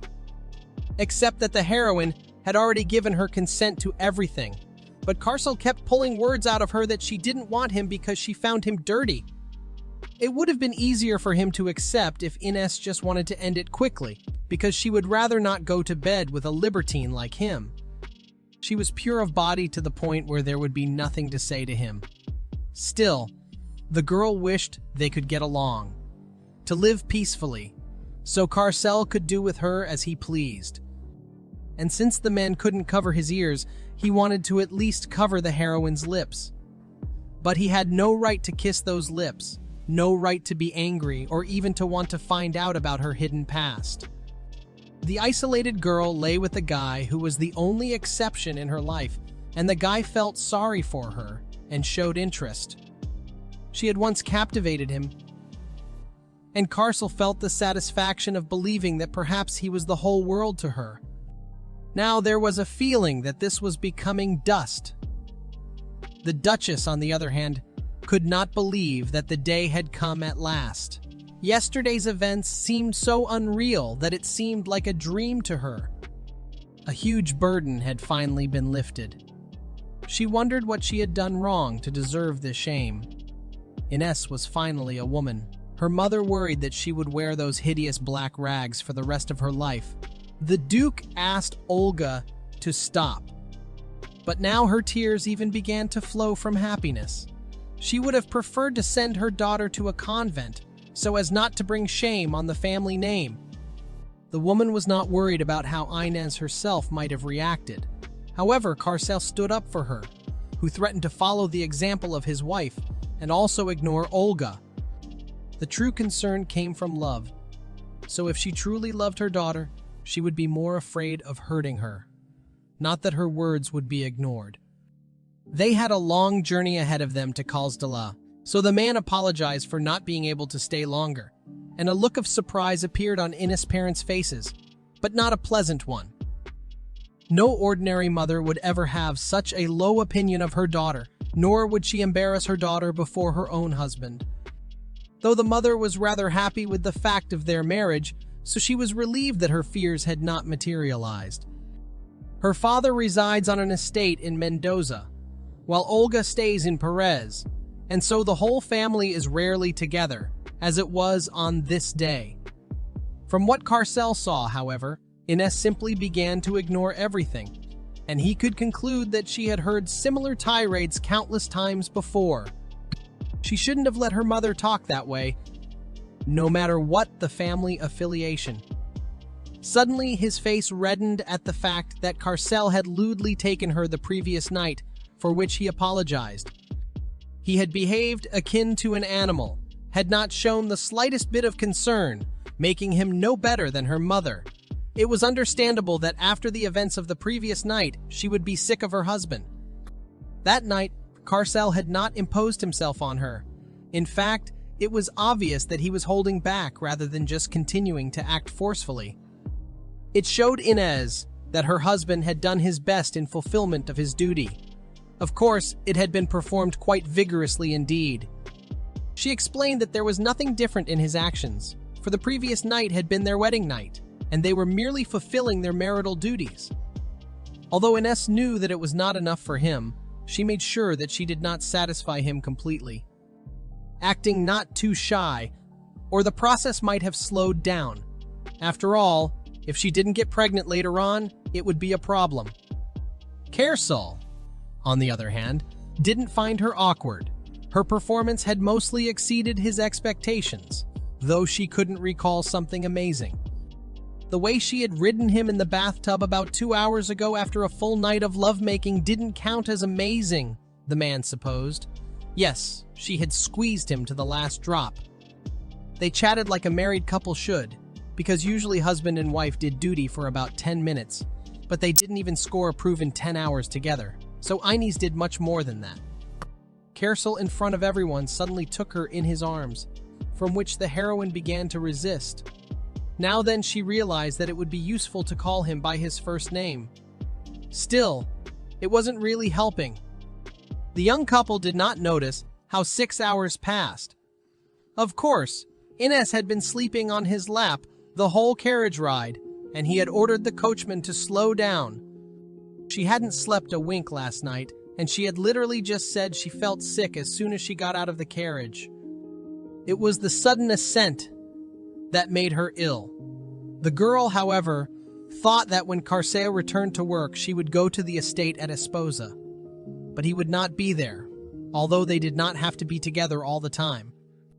However, the place was no less beautiful than any kind of vacation spot. Most of the officers with their spouses did not reside there. They stayed at their posts while their wives took care of the official residence in the capital. As a rule, married couples spent time together only on short vacations, but Kalsdala was an exception. Even loveless couples made the choice to live together here. The characteristic feature of the coastline was the rolling hills, which were sent down with a light sea breeze. Without the buzzing social life in Mendoza, everyone would have favored it. Here, however, it was different.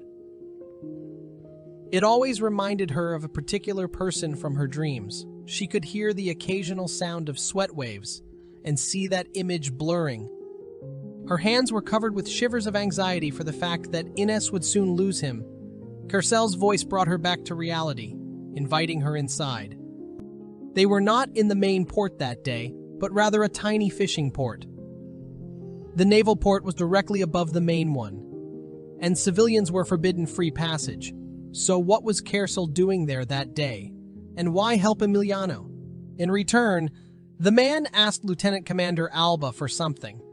He had tried to bribe his superiors with such a thing, but the man had no choice but to look at him in a different light. The captain was truly touched. Carcel, on the other hand, preferred to think that he had accidentally caught him on vacation here in Mendoza. Besides, the gun and the rod with Admiral Calderon's name engraved on them were priceless gifts. He knew well how much he respected his grandfather, and was more concerned whether his wife would be satisfied with a mere handwritten letter in his handwriting. She was over the moon at the mere news. Carcel's wedding was just around the corner, so it was necessary to hurry. As he knew, the captain had a rather modest home, and he had never been much attracted to houses by the sea, so Alba thought he was sick of it. However, he would be a newlywed after all. Inez wondered where he had gotten all that luggage from, and if there was any room for her. Carcel seemed to have confused speech and thought in places. However, no matter how one looked at it, there seemed to be nowhere to put her things, And did the man even realize that it was all his? Ines knew this was the order of the day, for soldiers rarely lived at their duty station with their families. But still, Carcel had heard talk of how his colleague's wife seemed to have had a switch, and since they had started living in their residence, she had been unrecognizable. They saw each other in a whole new light, maybe because they spent so much time together. The housekeeper, Arandra, announced that the señorita's stay here would be unforgettable, so they could start by throwing out everything she didn't like. Except for the lieutenant, of course. Other people's belongings Ines refused to get rid of. Next, the woman showed her the pool table, as well as the pawn shop and chess tables. Even the man's co-workers were brought here once every 100 years. Now he seemed to be some kind of social outcast. Carcel took her to their bedroom, which the protagonist clearly liked. Moreover, there was a library, though Arandra had never caught the lieutenant reading. The man thought she spoke cautiously, as Ines might have run far away from him. There was a view of both the sea and the Navy residences on the hill, and the protagonist was madly enjoying it. Carcel's vacation was already ending tomorrow, something the girl was rather shocked by his inability to plan. Her plan, on the other hand, was very good. It spoke to the fact that the man only had 2 weeks left. The wedding had gone well, though, so there were no more problems in sight. Either way, Ines took a full breath because things were not what she had expected. She had thought this place would be more like a port. Although there was a famous port down the coast, the locals call it the main port. Ines walked inside then and was curious if this was it too. Carcel explained that it was one of the smaller ports called Sevilla. Apparently, she liked the painting, so the man suggested hanging it in the library. However, his speculation turned out to be false. Moreover, Ines asked that it be thrown away, so that henceforth her eyes would not be able to see it. The newlyweds met that morning in each other's arms. Carcel held her so tightly against him that it was suffocating. She didn't remember how she'd ended up here. The obscene mood and the Bible were imprinted in her memory. As a result, Ines had gotten carried away and had fallen into the arms of Morpheus at this very spot. No wonder her husband was popular with the ladies. They were only doing their duty, but apparently Carcel was enthusiastic about the honeymoon. The protagonist did not know how long he could ignore the need to find another woman for his bed, but even the ardor of true love cools with time, and therefore it is doubtful that lust born out of a sense of duty will last forever. It was only temporary. The noticeably cold morning air with its refreshing breeze, the curtains dancing to the sound of the soft crests of the waves crashing against the cliff. All this could be heard in Sevilla. When Ines awakened again, but in her body of 6 years old, the place began to have a hold over her like some kind of nightmare. Because of it, the girl spent years resenting Luciano, who had once again become a mere young man. Because of Sevilla, she was trapped in memories from the age of 16 when Ines first met Emilian Yao, until 20 when he died. She conjured up the night in which his body went cold and her child was taken from her. Waking up every morning with the knowledge that the night of Emiliano's death was coming, but now Ines no longer dreamed of Sevilla or him. Now the protagonist simply lay in the arms of another man and reflected on these events, for she knew that in this life none of them had taken place. She had enjoyed her husband's embrace, and now she could wake him up herself. The co-workers looked in amazement at the lieutenant, who smiled at the thought that Ines bore his last name. The men were even willing to place bets on what would appear next. Panic overtook them. Some even made the choice to sob. Essentially, marriage is still the nail in the coffin lid. So Carcel rose from the grave, but Lieutenant Escalante just walked in with a smile. He must have opted for her, given the choice not to show tears, until suddenly the smile was gone. Now the man looked annoyed. They thought the lieutenant was a pervert, which had something to do with his last night. Carcel did not deny that they were right. The colleagues had heard that the señorita was not the type of woman, but her spouse was a completely different matter, so it was a mystery how she had survived at all. However, the main character liked the marriage. This made everyone in the room gloomy because the lieutenant was just crazy. The man exhaled, asking everyone to stop prying into his personal affairs. Even though they weren't invited to the marriage ceremony, they were present at the banquet. Then they realized that the rumors were false. All the nonsense about the raven or the witch of the house of Valestena, or that the only reason for her fame was her own surname, was nonsense, for Ines turned out to be too beautiful. So the pervert's smile was not without reason, though what the man meant was not his strange tendencies, but the presence of a stormy first night with his new wife. They had heard that Ines had no charm whatsoever, yet the señorita was so ordinary and sweet that they felt like fools. Commander Barca had chided Escalante, thus withholding his bride. Had come these rumors. However, his wife was so beautiful that there were a huge amount of flowers and letters at all the military bases. It was this that Carcel was getting rid of. His wife was talked about with such excitement that he was unable to suppress the petty feeling rising in his throat. The dislike was growing for everyone, without a single exception. The servants were worried about Ines, for she had been staying at home all day. She had only eaten and slept. She had come to them from far away and knew no one else here, so this could be a cause of anxiety and depression. Of course, the protagonist had been loafing around lately, however. She had no desire to watch the surroundings. Did the girl really resemble a person without any purpose? Carcel was diligent to the point of being lazy every morning, which made Ines seem like a slacker in comparison. Unlike Mendoza, there was no entertainment here, except for the endless ocean. Not even money to spend. The present protagonist led such a quiet life that she must have forgotten. In high society, there is no better means of protest than a quiet life. In her first life, Ines was constantly clapped up to the ground, and the servants did not care, so she did not think about it. In the second life, however, the girl was so poor that she couldn't even afford servants. This time, it was different. She needed their testimony. After all, she had to prepare for the beautiful dissolution of this marriage. The estate was so small that it was worth warning the lad in advance that her luggage was to be delivered in 5 trips. First, the man brought the ones she treasured most. However, Raoul was stunned when he learned that there was no room inside. It was a stage of denial. What's more, Carcel's things barely even fit in here. He was originally her faithful servant that Ines had brought with her to the palace to use as a slave, but now in her social circle, he was just someone. In her first life, Raoul had been a street orphan whom she had rescued on a whim and left to work for her until the day she died. But now his rescue had become a deliberate move since he could come. There was no use for him, however. Eventually, the girl waved him off. But with his pleasant looks and tall stature, Raoul managed to become a footman at a young age. Serving directly to the nobility, he ferreted out its secrets and passed them to Ines.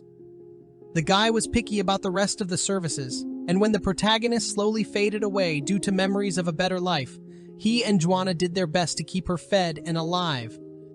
So Raoul couldn't believe that his mistress would live in a place like this. While some must have dreamed of living in a house akin to this one, he was not one of them. The lad couldn't believe she liked it here, though the heroine had even put on weight. However, that couldn't suit a woman who insisted on wearing a different dress every day, though that wasn't a problem for other men. For now, Ines had no intention of moving out to the estate in Espos, but she promised to take Raoul with her when she married. But now she would not be able to hire any more servants here, and she should be grateful already for keeping the place in such good condition, intended for officers to live there for the duration of their service. Though Ines could leave the lieutenant to play the part of the poor officer alone and return herself, she had used the boy as a slave in his first life, but had no recollection of what became of him in his second. Now the protagonist was giving him a chance to live on his own. And even so, he was always unchanged. Raoul continued to act like a loyal dog waiting to be called by name. Before she said that the guy was getting worse and worse every day, he quickly changed the subject so as not to strain the situation. They were interrupted by Carcel, who had returned early. Ines hadn't even prepared anything, even though it wasn't her responsibility. He had missed today's training, but she found it hard to ignore the butler's stare. You can't be a lazy wife, although Carcel made no secret of the fact that he was naturally lazy. There had been a time when she'd grown tired of hearing his name after women's praises of his appearance. His assets were far from his face, but rather his chest and back. Those times had been a pleasure to her, but those days had passed, and now only the protagonists of that story remained. There was no one to gossip about them, because they were the only ones here. Ines offered to help him, but if she touched him now, it would not end with the removal of his pants. Was it possible that the girl wished to make amends for not preparing dinner? Was she really that easy to read? Although Carcel had known otherwise after 17 years, Ines was offering to help because she had not prepared a meal for him ahead of time, and she did not want to fail in that task. The protagonist decided to make amends by watching him change clothes like a pervert. Ines denied it, even though her husband himself had quizzed her about not doing it, because he had almost lost control of his desires. Now she already tried to get away from him, but Carcel managed to grab her in time, pinning her against his narrow back. He held himself in check even though it was difficult, and Ines had snuck in here on her own. The man squeezed her in an embrace as the heroine tried her best to break free. She smiled broadly, making Carcel stunned. They were supposed to behave with dignity in their own home, and here the servants were always wandering around. If she continued to talk about control, he promised to lose it. However, it was time to grow up. When the girl called him by his last name, it wasn't clear who she was referring to. Even she was smart to reason about herself in the third person. Raul apologized to the señorita.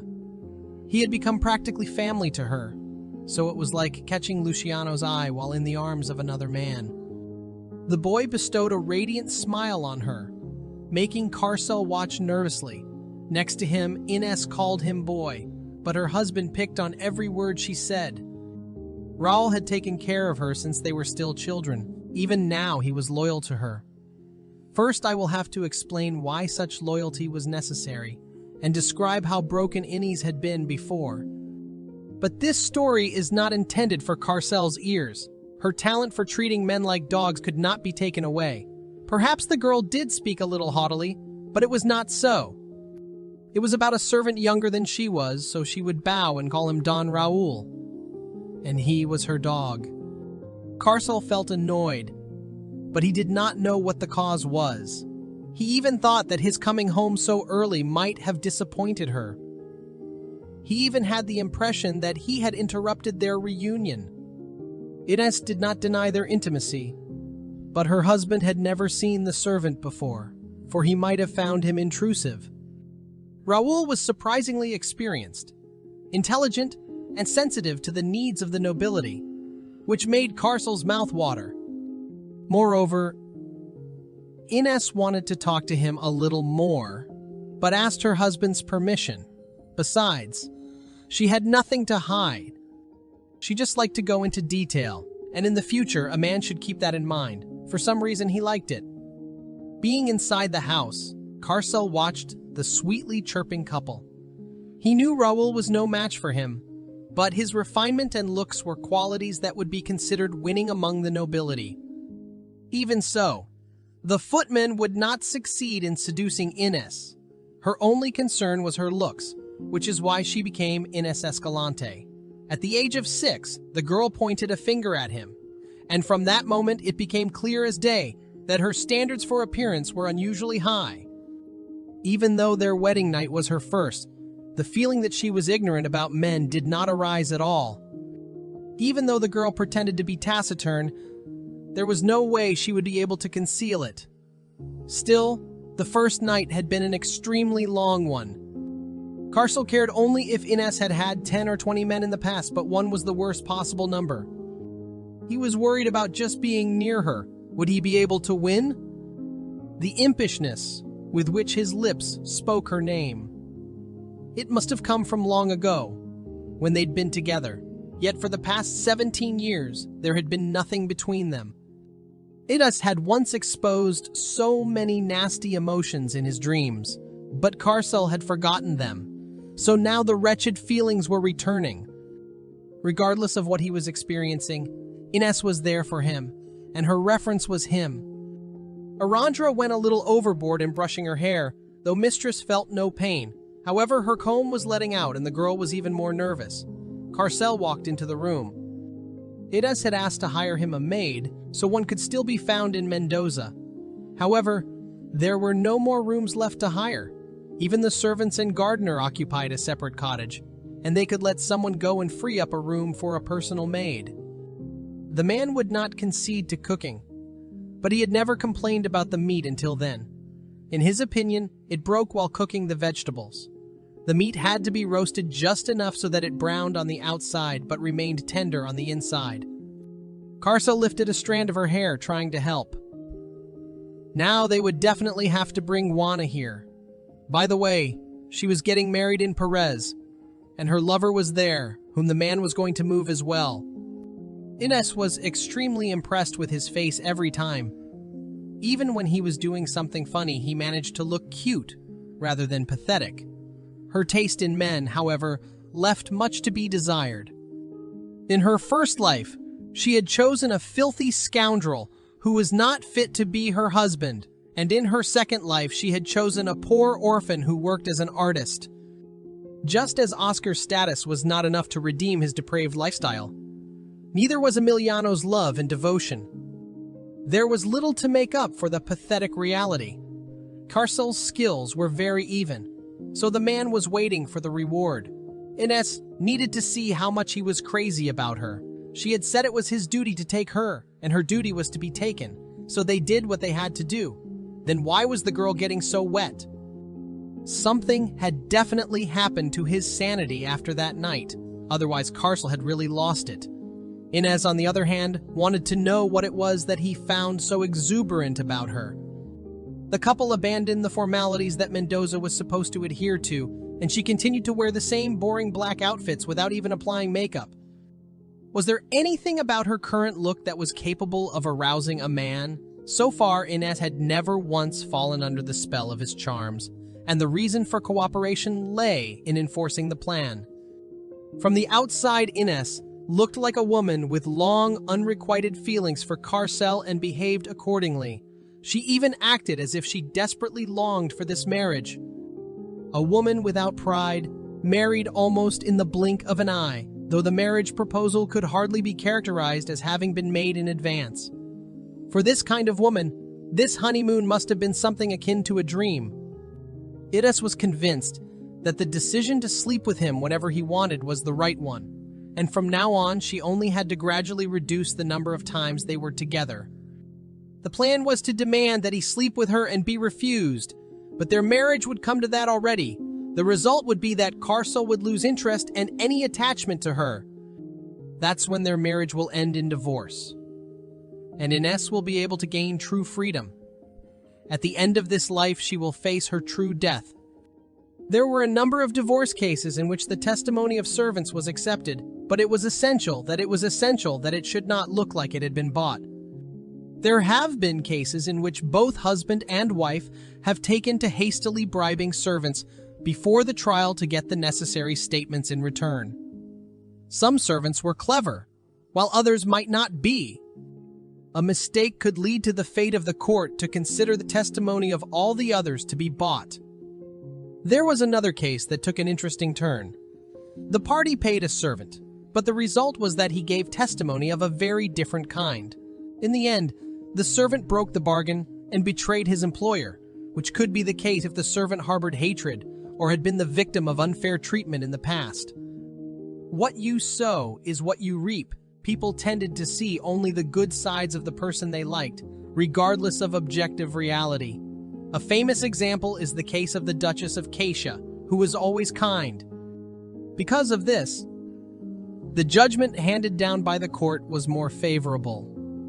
The girl mispronounced her name, for which she scolded herself. This year, Lady Ines was only 10 years old. She asked not to change the subject, but the man asked what she intended to do about the blabbering of the tipsy lawyer. That was it. A reputation built over a long period of time. Servants must never find out they were being bribed. In fact, there was no need to try to bribe them at all. The servants were getting more than enough. In fact, one of them was even sure she was grossly overpaid. Mr. Carcel was generous when it came to his servants. So it was everyone's dream to work here. It was unexpected. Her husband had made the verboten decision, and so Ines no longer had any reason to worry. The servants were delighted that Carcel had found his life partner. What's more, she was also very generous. Even though they were paid a lot, the free food still worked. It's hard not to feel favor with someone who is very generous. In this world, it's money that touches the heart. It would be best to find out how much they were paid. But even so, it wouldn't do any good. The servants might take her for a haughty noblewoman who had no idea of their humble way of life. But she knew it was poverty. After all, life with Emiliano was her immediate definition. But even that was not enough for her to truly understand the lives of ordinary people. When they ran away, they occasionally sold whatever jewelry and paintings Ines had taken from the house, so that they occasionally managed to get large sums of money. However, at that time, the girl did not really know what the real value of things was, so she often sold everything for next to nothing. They were hopeless romantics. The gardener was busy cleaning the branches of the trees, and the servants had to have dinner by this time. Ines was too inattentive, so much so suddenly finding herself in this strange place, she felt lonely. Experiencing this feeling, the protagonist wasted days only to realize that she had closed her heart to everyone around her. She had never realized how much they cared for her until now. Ines wanted to talk to the gardener first, and then to the rest of the staff. But whenever she met her eyes with the butler, he seemed like an extremely stubborn man. The man could have managed to disappoint the heroine, because during the whole time she did not lift a finger. But achieving the goal of a great plan requires a significant amount of time. And today's day was simply beautiful. If Ines created a pleasant atmosphere, they wouldn't be hard to subdue. So it was fine. From this day forward, creating a good aura in this house would be towards the goal. Carcel didn't understand what it all meant. He was met by his wife, who was not at all like himself. She was just an ordinary. Ines bloomed like a flower, asking how her husband's day was. Her voice was so affectionate, like body against body. Another soul, on top of everything. She grabbed his hand and dragged him inside. Arriving at Calzadilla, the girl was completely depressed, although the man thought she looked quite nice. This morning, she had a sudden thought as to why Ines had decided to turn the place upside down. The house was a mess, and there was so much stuff in it that there was barely enough room for people, so she was just in time. Especially since the Lord didn't pay that much attention. Actually, that was the reason why the manor was in such a state.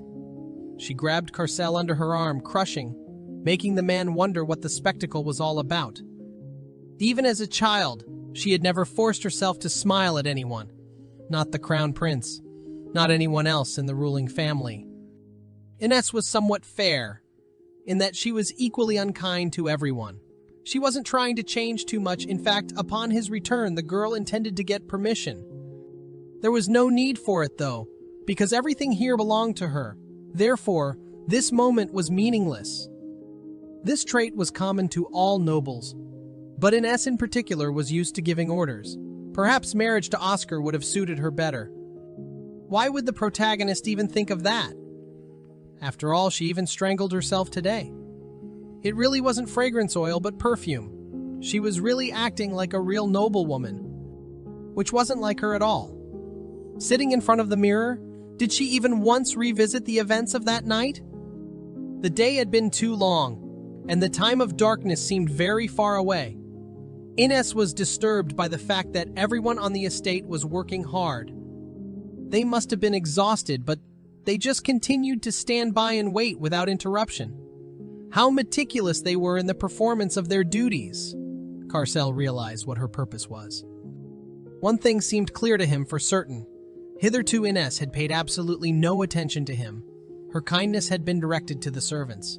In reality, the attention she had shown a few moments ago was nothing more than a performance for them. It was not for his sake. The lieutenant had recently been studying the senorita's face. She had just asked him how he would feel about replacing the fence surrounding the estate. The man was simply wondering as to the reason for her recent behavior, which was what he had asked. He appreciated her efforts, but simply did not understand why she was so determined to make it happen. If it was true, he should have chosen a particular emotion to stick to. Ines hadn't changed a single piece of furniture in her room since she was 6 years old, so she tried to take care of their home. It was to the benefit of both of them, as well as their guests. In order to invite someone to their house, it should have been in proper condition. She didn't even have anyone in mind, but Carcel did. So she decided to be clearer. The protagonist was doing it for his guests. Except it was hard to call it a really good plan. Almanara was a little nervous, but he tried in every way to please the wife of his colleague, who, by the way, looked at him like a hawk at prey. This was probably why the man was behaving so strangely and wished to be allowed to go home. Jose Almanara, the third son of Count Almanara, was a surprisingly simple man, modest and shy by nature, along with... When the queen remembered that Ines had run away from her wedding to the crown prince, but had also returned with a child by a commoner, thus becoming spoiled goods, she was, in her opinion, still the noble daughter of the master of the house of Valestena. If a girl recognized her flaws and would become a faithful wife to a more experienced man, only then would she find happiness. For example, the role of the second wife of Count Almanara would suit her perfectly. In his second life, he almost became her stepson. Anyway, the military academy had killed so many people. What had Carcel done to this man since he had so vehemently denied everything? As it turned out, the man had no idea how peaceful his life in the Navy had been. Now Almanara would have to come clean, for Carcel claimed he had never abused anyone. If obeying one's superiors was considered bullying, he knew plenty of men ready to jump off their ships and put an end to it right now. All depending on whether they were in a good relationship or not, the newlyweds came out of them decidedly odd. It's like an adult teaching a child. Carcel should not have forgotten about showing deference to Count Almanara, so the man realized his mistake and even apologized, albeit through force. Ines was very different from the image that had been formed thanks to rumors. She was not at all like a person compared to a crow. In fact, the girl was an incredible beauty with kind speeches. He'd been forced to use all of his vacation time this year, of course. But when would he ever get a chance to get an apology from the lieutenant? Not to mention the fact that the senorita is such a nice woman. So all in all, it had been a very productive day. His aunt, Empress Cayetana, was the very embodiment of pure ambition. His father, who had set some big goals for himself and worked throughout his life to achieve them, was keeping up with his sister with great difficulty. As it turned out, the Empress feared that Señorita Ines might suddenly overshadow her in the eyes of all and sundry, in a similar manner to the way in which she herself had once overshadowed others. Therefore, although she was not at all pleased to see the Crown Prince following Ines at his heels, the Empress could not allow her to join another family, even if it meant giving the nasty crow the status of Oscar's consort. But as a result, the girl who was once not good enough for her son, but was too good to part with, instead became her nephew's bride, which was just as well. Ines was no longer in the way. All that remained was to use her appropriately.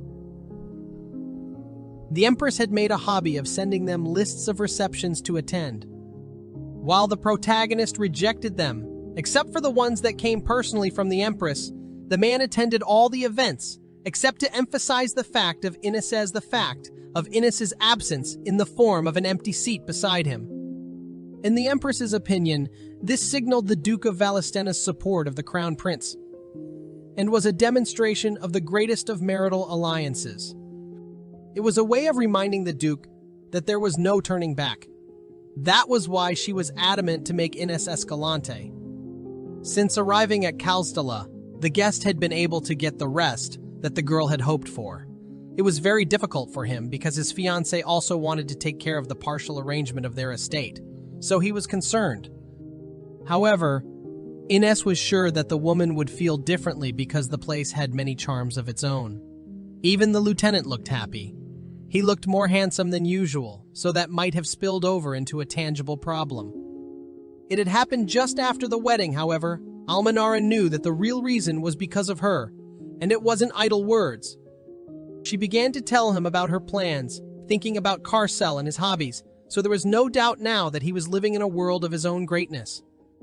Ines had invited him to come back when the renovations were finished, and for some reason, Escalante was fine with that.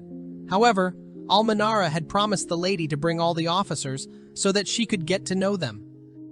With the help of her husband's closest acquaintance, Ines was able to confirm that Carcel's promiscuous lifestyle remained in Mendoza.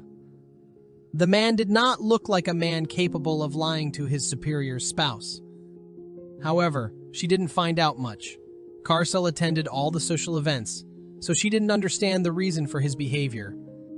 Besides, this kind of entertainment didn't give him pleasure.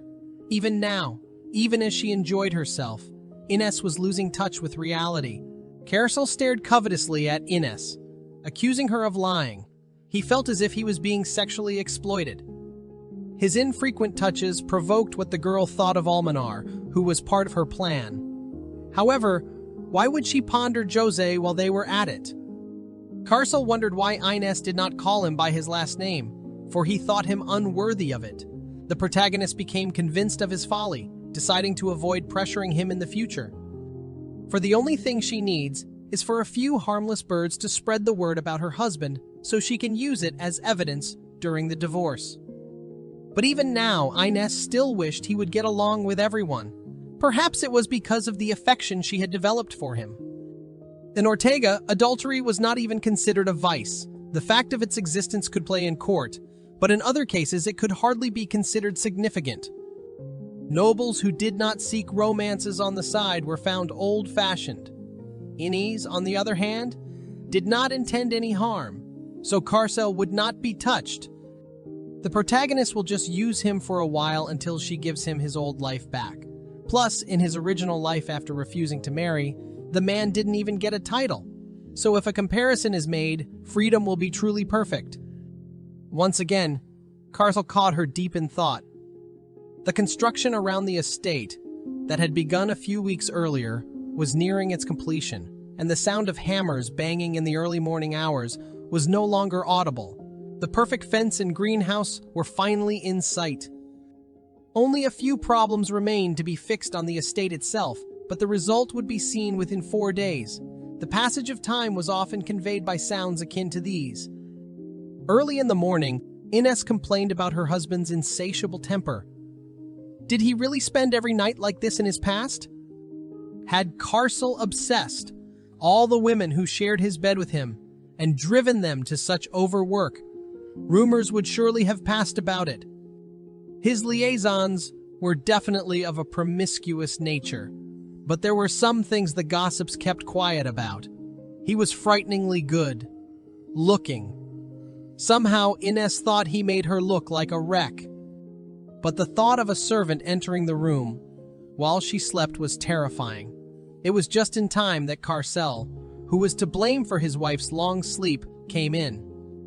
The reason for his pleasure was understandable, considering how the girl had been tormented all night long. Speaking of her, why was Ines the only one who was exhausted? And while the protagonist tried in every possible way to kick him out of the room, Carcel ignored, wanting to help her dress. Ortega men never eat breakfast in the bedroom unless they are bedridden or on their deathbed. Her husband admitted to deliberately tiring himself out before returning home, although Ines seemed determined to get revenge when she was distracted. Of course, she was aware of the significant difference in their sizes, but it hurt her pride. Her hands were even shaking, which made Carcel offer to feed her. They continued to argue, so he took matters into his own hands. A bite punishment awaited him, but even so, the Lord thought she was adorable. And if this continued, getting a real chance to have a child would definitely not have to wait for these two. Except, based on Carcel's reaction, you'd think he hadn't even considered it. Dines's suggestions to systematize the rules and choose the days with the highest probability when she could get pregnant. Though even those words were arousing to this pervert. The heroine wanted to designate days while he would just do it on a regular basis. In his mind, his wife was just resorting to subterfuge, though he was the one having fun looking at her. From that day forward, however, they could try to bring some purpose to the events of that evening. Carcel asked her to fix his collar so that he could hug her and thank her. Ines, on the other hand, became uneasy as things were not going according to plan. And while the others saw how badly she was gaunt, the girl kept saying that her life was perfect. Ever since she'd gotten word from her mother in her past life about her suicide attempt, every letter had been betrayed by fire. That day, seeing the protest, Olga had been horrified and so disciplined her through letters. Despite all this, her mother could not give up on her because she continued to love her daughter in her own way. When Ines learned the given truth, she was completely and utterly exhausted and stopped resisting in the end.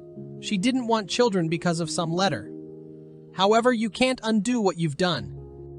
If Olga really wanted to know how her daughter was doing, she would not have written a letter of such content. To the messenger, the estate looked like an abandoned castle, but he was sure that Esposa would be hers. Apparently, the Duchess had no warm feelings for the place, spending most of her time in Mendoza. Duchess Escalante was a noblewoman with a meek smile and a weak temper.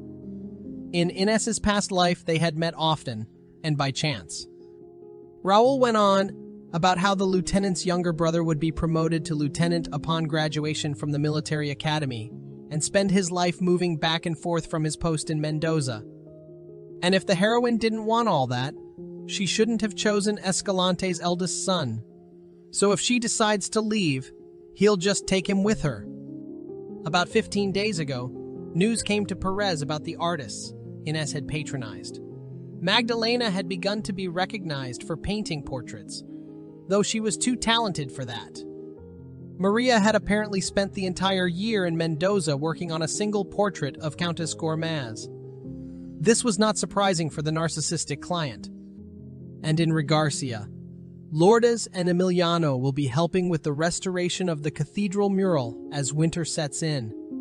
Every casual remark Rael made about her former lover was a reminder that he was alive.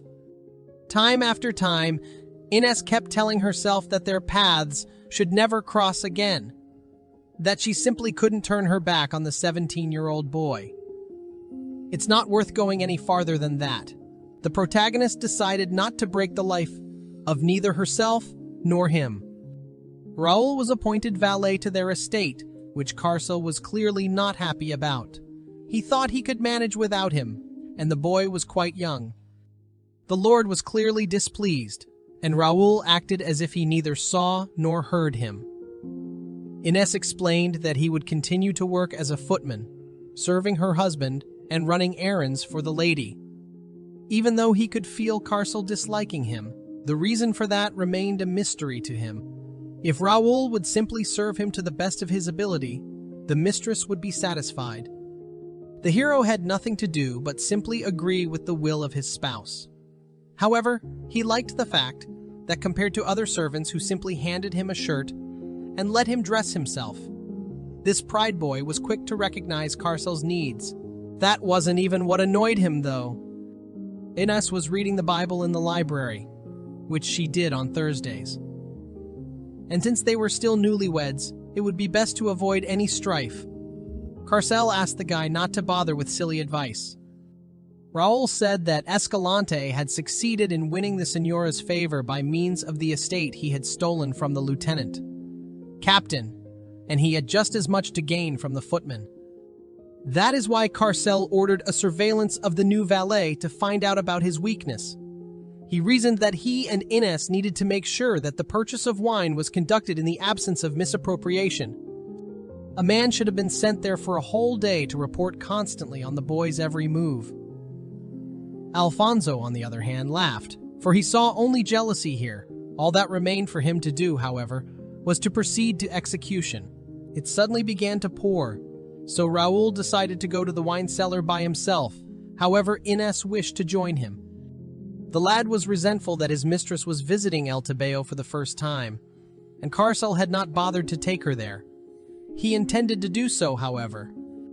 So at that moment, the girl justified her husband's lack of time, even though he was flirting with her day and night. And if she wanted, Ines could have gotten here herself long ago. Raul thought that Escalante had the task of showing his wife the city, arranging a romantic trip. He was worried, but the girl did seem much more relaxed than she had while living in Valestena. There was no denying that the lieutenant might have had something to do with it. His status was not as high as that of the same crown prince that Lady Ines had rejected early on. As the eldest son of House Escalante, he represented an excellent candidate for a husband. Despite his muscularity, when it came to a spouse, the lieutenant showed a surprisingly gentle side. His passion, interest, and kindness for her was so over the top. Carcel could be perfect until his old habits returned. For that reason, Raul couldn't help but be wary. It wasn't a gala, but a modest dinner with wine, so he thought baklava would be perfect as a dessert, but it wasn't easy to find the right ingredients. The footman explained that it was feasible at the port. Moreover, at the first reception she organized, they were to dominate the local scene. Except she didn't have a competition in mind. Alfonso ended up telling off Mario, who was driving the Señora's carriage, because he kept looking back. Fortunately, they managed to learn something. As the girl was getting out of the carriage, Mr. Ballin jumped out and quickly opened his umbrella to help her down. He also let her rest her hand on his wrist, and then offered to step on his foot to keep her dress from getting wet.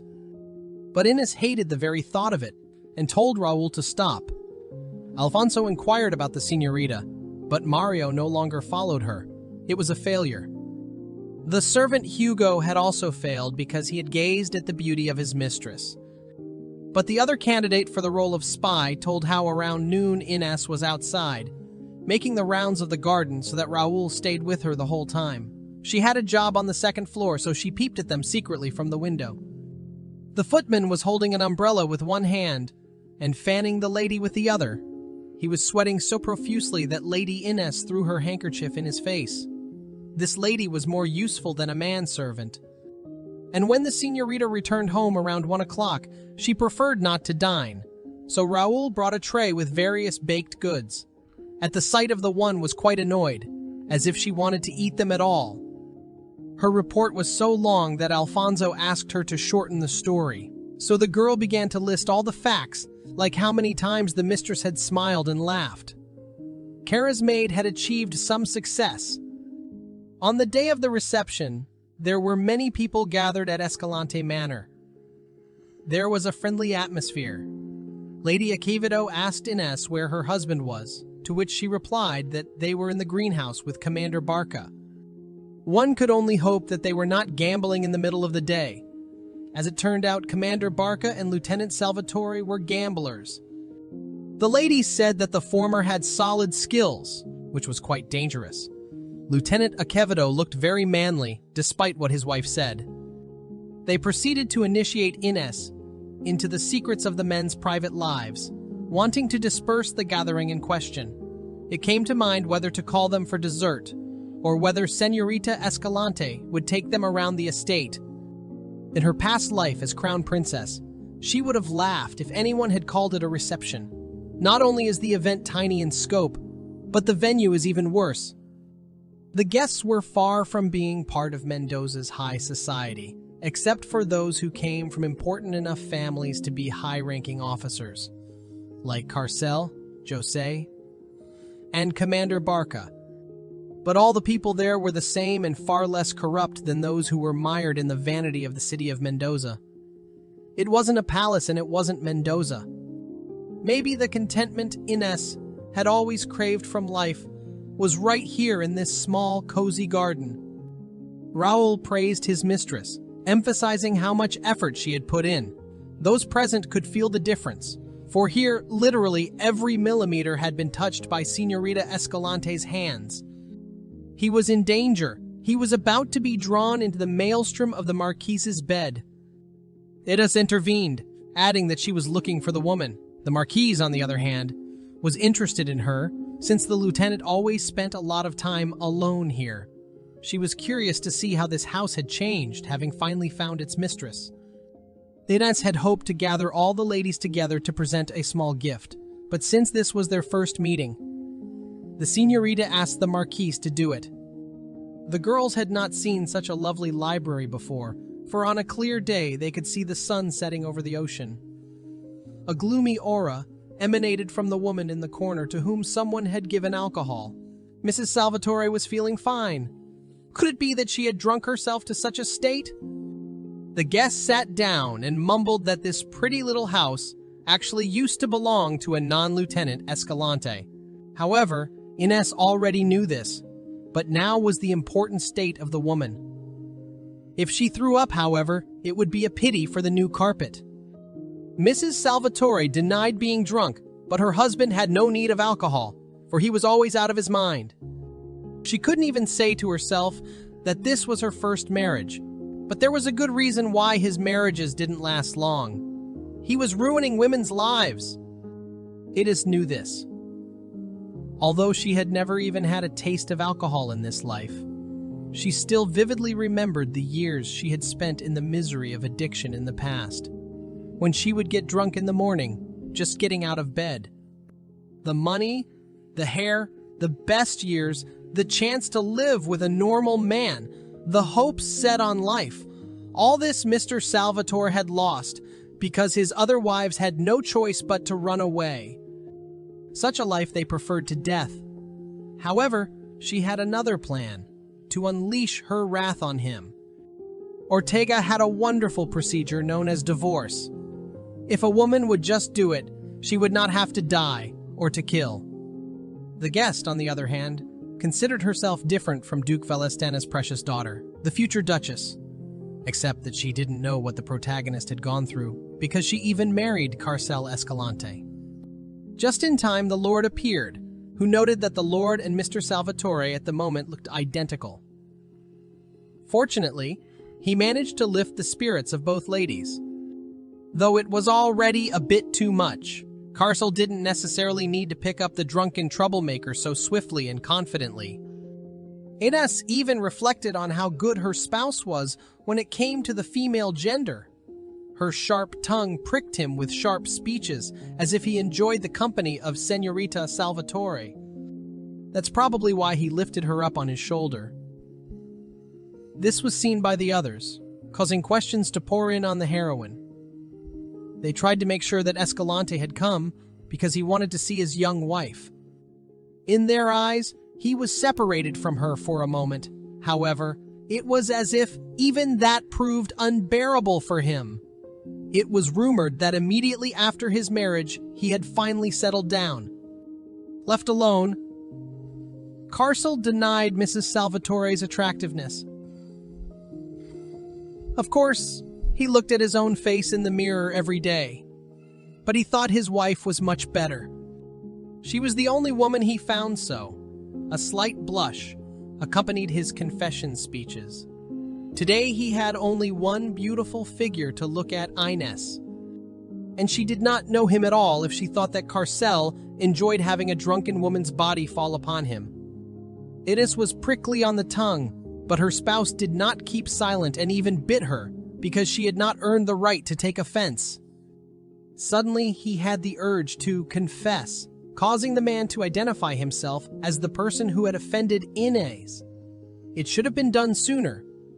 Carcel confessed that he had made her laugh because he had led a life worthy of ridicule, so he was willing to be punished. Mentally, however, Ines wanted to stop everything. He needed to stay alive to have an affair with another woman, because then she would be able to divorce him without any interference. The only thing she wanted was for her spouse to remain as he was. Ines asked him to keep his perfect face in pristine condition. Thus, the guilt would be made up for. However, she declared that she would never leave him first. Her choice was obvious. Carcel believed that even if his appearance deteriorated, Ines would simply begin to rate him a 99 rather than a 100. So her words were not without meaning. Suddenly, his peaceful stay was broken by Raoul, announcing the arrival of a servant from Lieutenant Salvatore's estate. As it turned out, the man had forgotten something in the manor, but the servants couldn't find anything.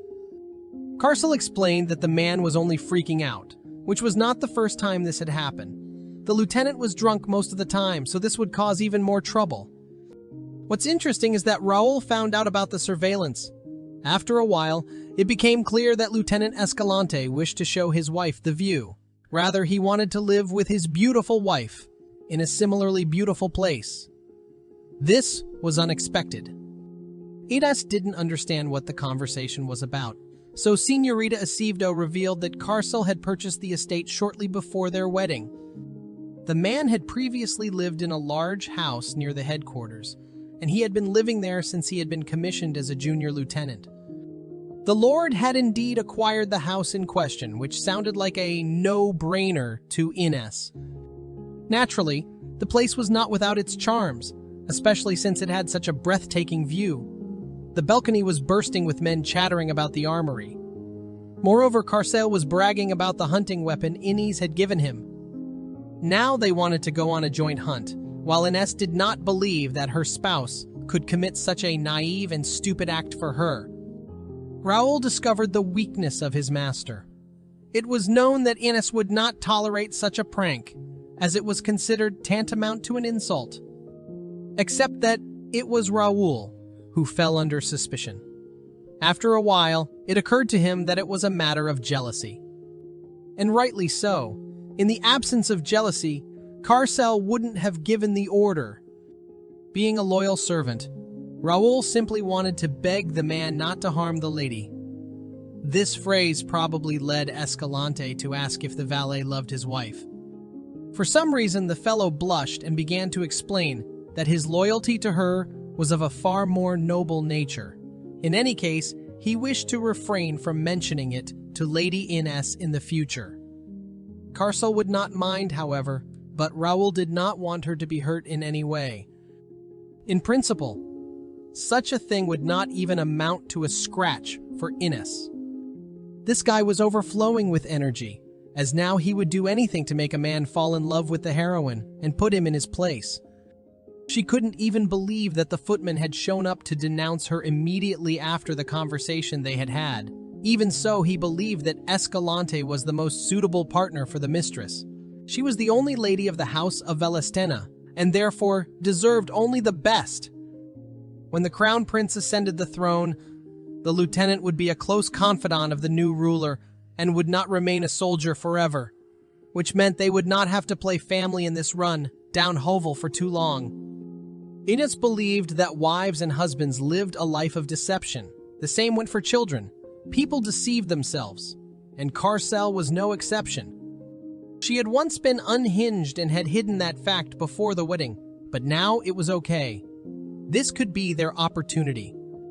Ines intended to act in a way directly opposite to the way Raoul had relied on. But even so, there would be benefits to be gained. The beginning had been made here. The boy proceeded to lay out the information about the surveillance that had started 10 days ago. And it sounded a little weird. Some might say he was the epitome of a common soldier, but there were countless gambling houses, bars, and brothels in the port, catering exclusively to officers, and the latter took shameless advantage of them. It turned out that most of the officers practically lived in the gambling houses and bars, with only a few living a lifestyle like Carcel's, working out and sweating on the training ground. By nature, Escalante is a good man. From time to time, he even experienced guilt prematurely. But it was still easy for Ines to imagine him seducing another woman. In fact, he didn't need to seduce either, for his looks alone were already a work of art. Moreover, Carcel was kind by nature, so he would not ruin a woman's life. So there was no need to take any urgent measures against him. The Lord had gone a little crazy after he got married. Soon, everything will be back to normal. Raoul continued his report, telling about Munaz, who had a candidate for a wife.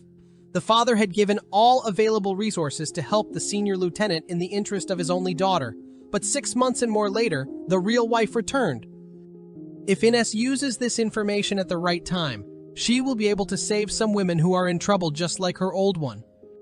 2 weeks later, the ladies visited a hunting ground on the outskirts of the naval port, enjoying the sunny weather.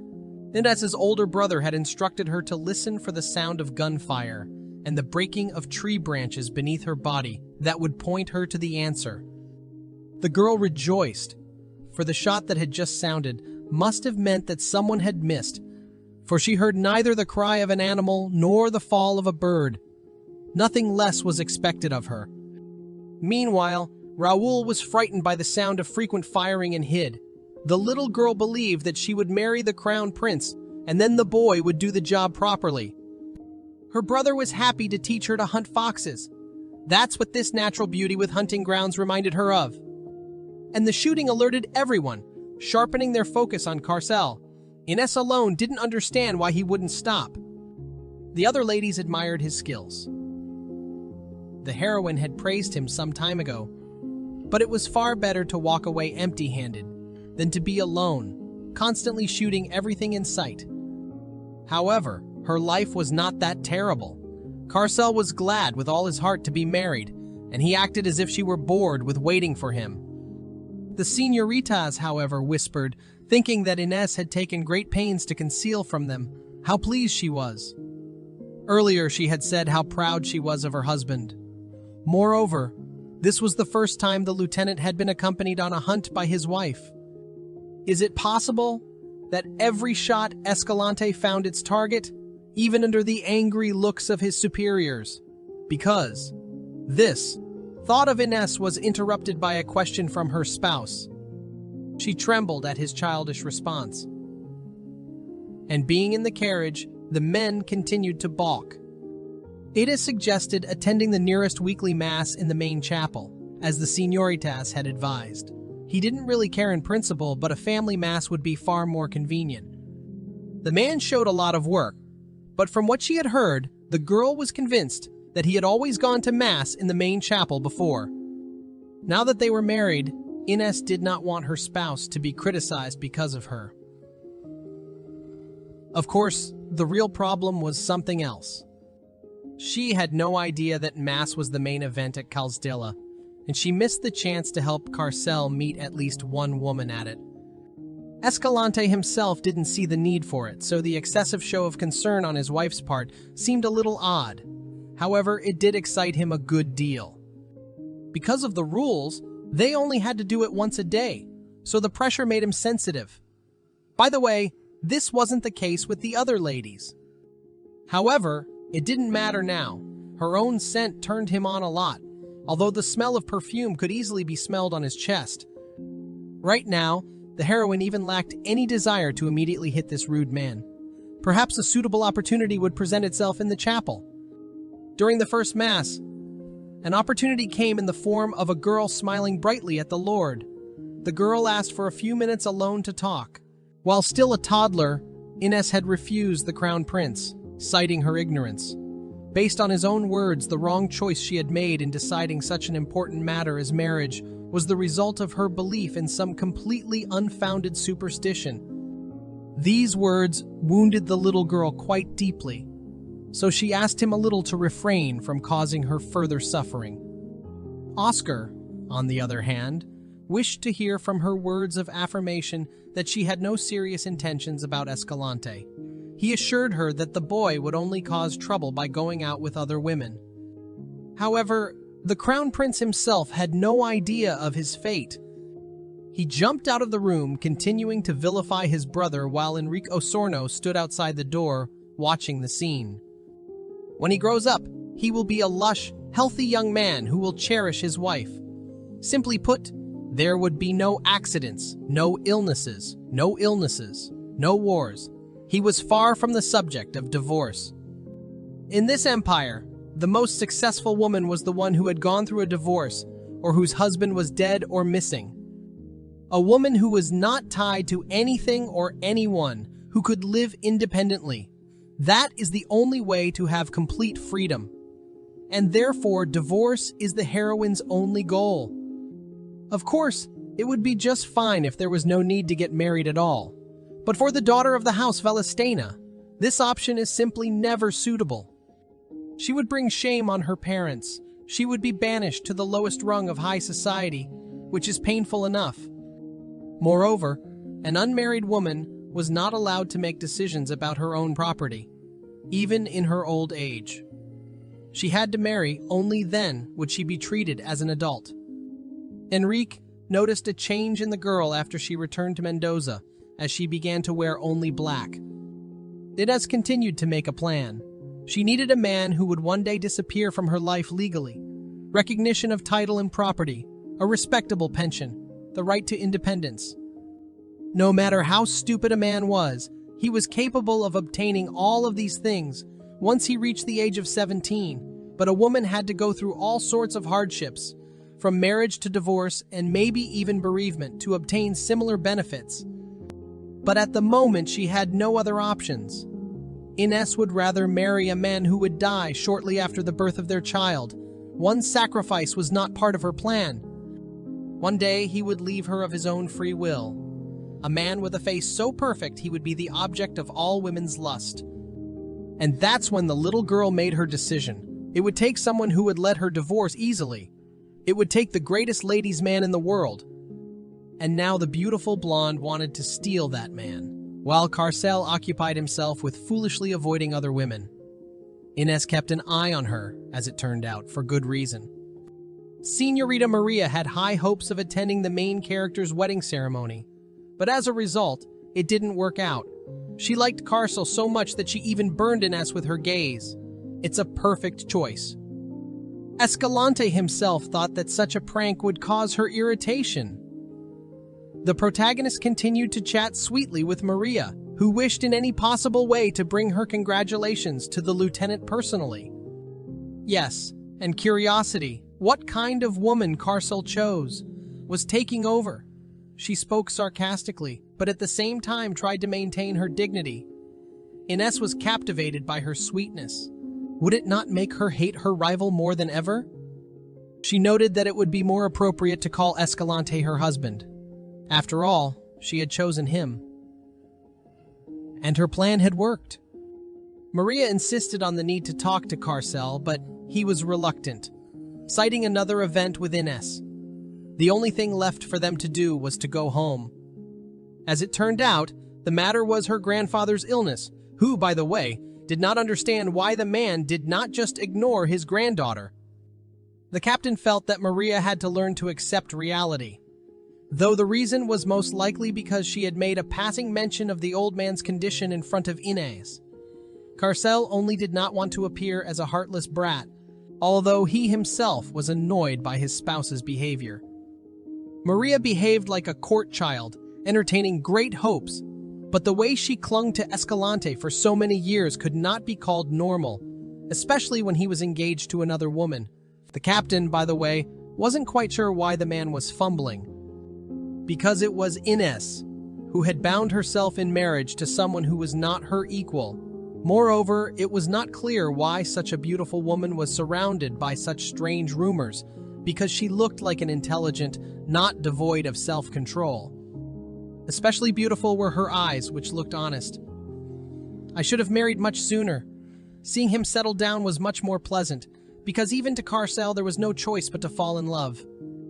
The Lord himself sounded as if he was denying it, for he did not understand the reasons why the captain spoke in such a manner. As it turned out, it was clear from the stupid expression on the lover's face. Leaving the old man, Carcel assumed that his condition was serious enough. He declined Maria's offer to hire a carriage for him because he wanted to escape from it.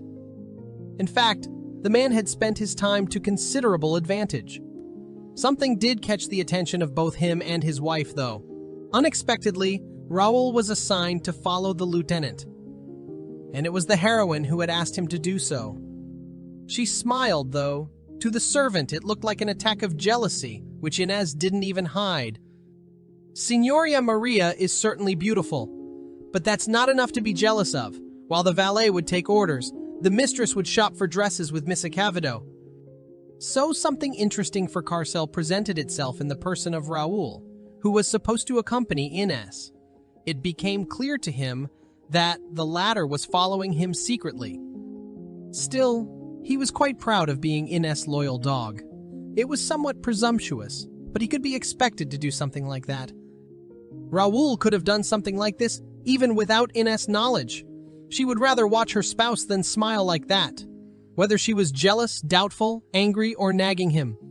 Carcel was filled with trepidation at the mere thought of it. Meanwhile, Señorita Acevedo had Inez waiting for them, who had gone in search of their missing coachman, and she was filled with dread.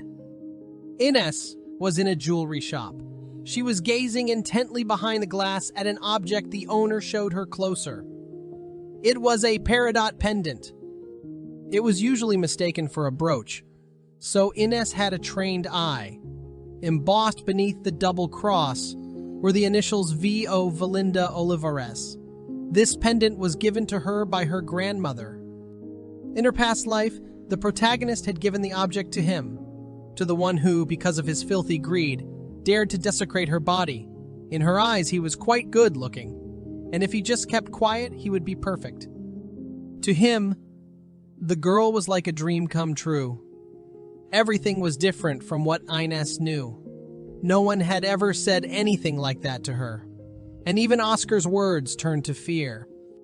She hadn't given the pendant to silence Emiliano. Even if he told someone, no one would believe it. It's just from the heart. It's proof of the feeling she has. The pendant was the color of her eyes. However, after living through harsh times, the man had to sell it. An ordinary commoner who made her life difficult. Her life had become like this because of him.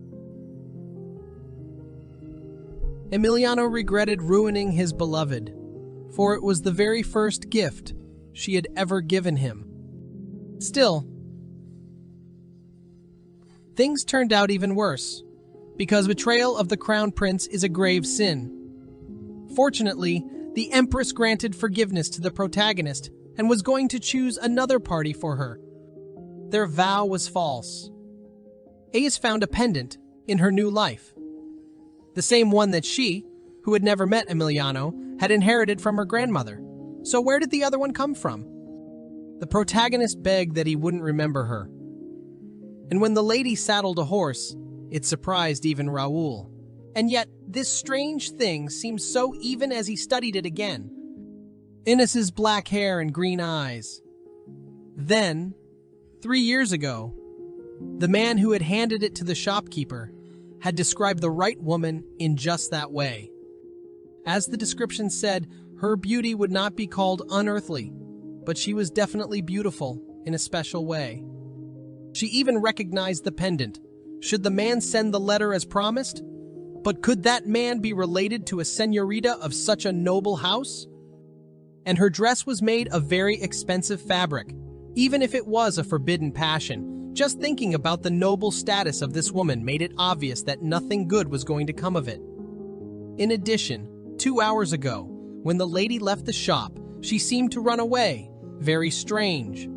And now Inez returned, wanting to buy a pendant. As it turned out, the piece already had an owner. The buyer said he wouldn't be able to come for it for a while. The man was paid to store it, and the buyer wanted to put it on display. Inez offered to double the price to kill 2 birds with 1 stone. She seemed so aggressive, yet the owner continued to stand her ground and asked for the stranger's first and last name. Valinda Olivares. The family belonged to the Grandes de Ortega. If they were to be known to the buyer, however, Inez wanted to know about it. However, it was not about the heroine because she was an Escalante.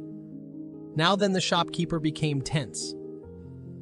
A member of the war hero's family stood before her. She had appeared, just as he said. After a while, Ines returned, having met Raoul and being in a rather strange state of mind. And why was she interested in the current state of affairs of the artists, though she was even breathing with difficulty? Moreover, the girl started to ask about Emiliano. Raoul didn't listen to her, so she irritably started to shout. He frighteningly muttered that the letter said that they were working on restoring the murals in the Cathedral of Vivallo. So, that's where the guy was. It's a long process that could take up to 10 years. Since Emiliano caught the Archbishop's eye, he'll be locked up in Vivallo for at least a few years. And if it was him in the shop then, the letter would not get delivered initially. A life as an artist, a fine house, a good wife, all of which Ines was going to give him. However, he couldn't do that to her, or is God playing with her? The first and second lives were united by the fact that she dared to commit suicide. No matter how much Ines pondered, first as a 16-year-old and then as a 6-year-old, it was the only reason she was brought back to life. Like a punishment. But isn't that what punishment is, doing the same thing over and over again? Now she wanted to be alone. At the age of 7, after her grandmother left, the girl inherited the again pendant. And that's why only this pendant was real, because it had never been passed down to anyone. But maybe this person thought Ines would get there a little earlier? What if he remembered her? Then Emiliano never died and they never loved. There was nothing easier than to find him and face him again. Yet she had no desire to be reborn again, nor to open her eyes in this shocked world, only to die again one day. And only Carcel saw her suffering. Everyone on the estate was concerned about their mistress's condition.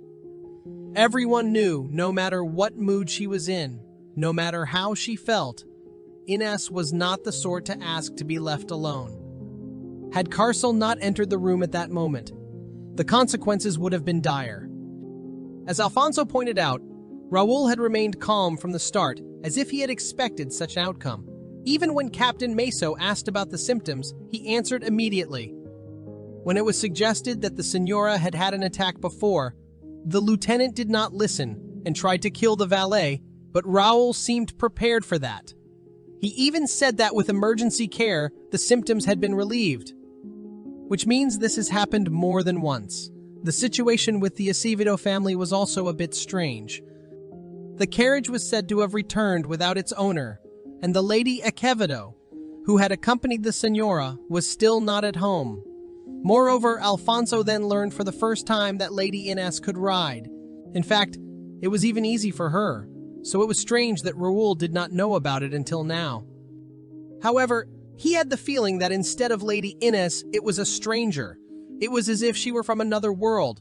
No matter how hard Raoul worked for her, sometimes he felt that Ines was not here. The fainting spell, the sudden departure. There was clearly something more behind it. Something that wasn't the first time it had happened. Something that had its roots in the past. The doctor had held and questioned the gentleman's servant for 2 hours, and in the meantime had slipped his wife 4 unknown medicines already, without ever identifying the cause. Based on what he had heard, he considered the symptoms not serious, so the most accurate assessment would be made later if possible. Except that Carcel was making him disappear as soon as possible. The worst was over, so it was time to call a decent healer. Meso, on the other hand, was mentally berating Carcel, to whom he had lost all the money he had bet for 2 years. He assumed that Ines was naturally weak, or had been subjected to excessive strain. Maybe the problem was weak lungs or a weak heart. And this made Carcel angry, because his spouse was almost dead. Raoul, on the other hand, thought that neither Captain Meso nor any other exemplary doctor would prove unable to correctly diagnose the lady, although there was nothing categorically wrong with the captain's actions. He did his best. Escalante admitted that he was aware that it was not he who had bailed Ines out, but the vial in the servant's pocket, As it turned out, the señorita did not drink it on a regular basis, but only in extreme cases. And she had been in need of it since she was 16 years old. Carcel remembered that it was about that time that everything had suddenly changed. The girl did not want to see him, stopped attending all the minimum events. That was the year in which the love letters and gifts simply vanished into oblivion. It was as if Ines had been waiting for their relationship to seem particularly close to him, so that she could then immediately distance herself from him. At the time, Carcel thought he was about to give a life-changing answer in the cathedral, saying that he could accept her feelings, even if not with the same ardor with which she loved him, though the boy hoped he could make her laugh. And then he saw something that shattered his immature teenage pride. Her facial expression, which seemed to look not at a man, but at an annoying child. Being 15 or 16, old Carcel had been thinking about getting married and had tried to get her attention with every delusional idea he could think of. Little moments when he would unilaterally set aside his pride, days when he would hang around Perez just to see her face for a moment, the pathetic day when he'd flirted angrily with a girl he wasn't interested in, only wanting to get at least a little of her attention. A day he regretted. A day that had turned his life upside down the first time he'd slept with a woman. Carcel believed she was the one who hadn't made the effort. It was Ines who no longer bestowed even a glance on him. It was she who actually didn't like him at all. He was the one who had feelings. The following year, Escalante, like a beaten dog, went to the military academy. Dreamed of becoming an officer since childhood, although everyone thought that Carcel was running away from the wedding. What could he care about a bride who paid no attention to him? Throwing away all hopes and interest in her, he finally found freedom. However, he was told she was ill. They said she couldn't eat, sleep, breathe. Such was her life then, while he wandered and ran away. Of course, she officially had a weak heart. However, the point was different. At the time, Lady had never even gotten out of bed for a single day. Could things have turned out somewhat differently if Carcel had only known about her pain and not run away? Again he pondered, as if he did not love. Now, however, the man was okay with it being love. He begged her to wake up and lavish his gaze on her, wanting to hear her voice again. By the way, Ines hadn't liked babies from the beginning, and pregnancy seemed like something vile. Only she'd done a terrible thing to her own. Maybe his death was a foregone conclusion. All the children she had carried in her womb had never managed to come into the world. Only their lives had been taken by him. But not Luca. This baby was carefree traveling through an unfamiliar city, lost and frightened his mother. But there's no going back. She thought she would have breathed a sigh of relief not finding him alive, for he would not have to grow up in a world like this. Holding on to a man she had never met in this life, she thought she had found happiness. This is a dream, and she is out of her mind. Opening her eyes, Ines wished she could say something to Señorita Acevedo, until suddenly her attention was caught by a tired-looking Carcel. He was displeased, for after the commotion his spouse had made, he remembered a stranger. They were warming up in the carriage. It all happened just as the lady went to look for her. Escalante inquired about what had happened, touching Ines gently. It brought her back to the day she had fallen asleep in tears after being beaten by her mother, the day her nanny had been kicked out, the day she had been sick alone. Perhaps she had felt something like that only with young Luciano. But Carcel was nothing like him. The reality she had sought in her dream for so long was not so impressive upon awakening. The dream was over, and Ines had survived. But even now, the heroine wished that the shopkeeper would forget about everything. She confessed to her spouse that she had been looking at the jewelry for a while and got carried away, and then got lost in El Tabio. She managed to stop a passing carriage. From what she heard, Carcel became angry. He invited her to eat her breakfast, and for the first time, a certain aristocracy appeared in him. Ines tried to butter up the subject by mentioning that it wasn't the first time, However, she didn't even know that Raul kept acquiring and carrying around that medicine because it hadn't happened to her in the last few years. If it hadn't been for him that day, the señorita might have died, and a few months before, Carcel had almost thrown him out of the estate. Her words about her own flaw had shocked the man. She blamed herself for not warning him beforehand, for he would not have been frightened. He was disgusted to hear her call her illness that. Now, Ines thought, he wouldn't have to hear her father curse her. Her mother had called her own daughter a defective product, which brought tears to his eyes. He was afraid of losing her. Carcel knew how smart this woman was. No matter what he said, all alone worthy of her laughter was nonsense. This time, however, she was wrong. The man had not considered her a thing and had seen no flaw in her. Now he felt ashamed that he had dared to raise his voice at her. It all came from the fear that she would die right in front of him. Ines had fainted as there was nothing he could do, so the man was just grateful that she was still in one piece. Still, she shouldn't have said that. How could her spouse even say that her pain would become her weakness? Carcel left before Ines could say anything. He simply left the bedroom, left his uniform, and left. She wanted to talk. After all, that was not what she had in mind. But was there such a need? It was probably the right time to distance herself. It's such a distant, sometimes annoying, unhappy child, and so... The husband returned, startling the girl. He only wondered how beautiful the jewelry was, and if she had bought anything. A little later, Ines confessed that her husband was behaving strangely. How much had Raul blabbed to him? The fellow had, after all, kept silent about some of her symptoms even in the presence of the healer. To think that the servant had chosen his words skillfully when he saw his own mistress unconscious from lack of breath. But did he behave the same way with Carcel?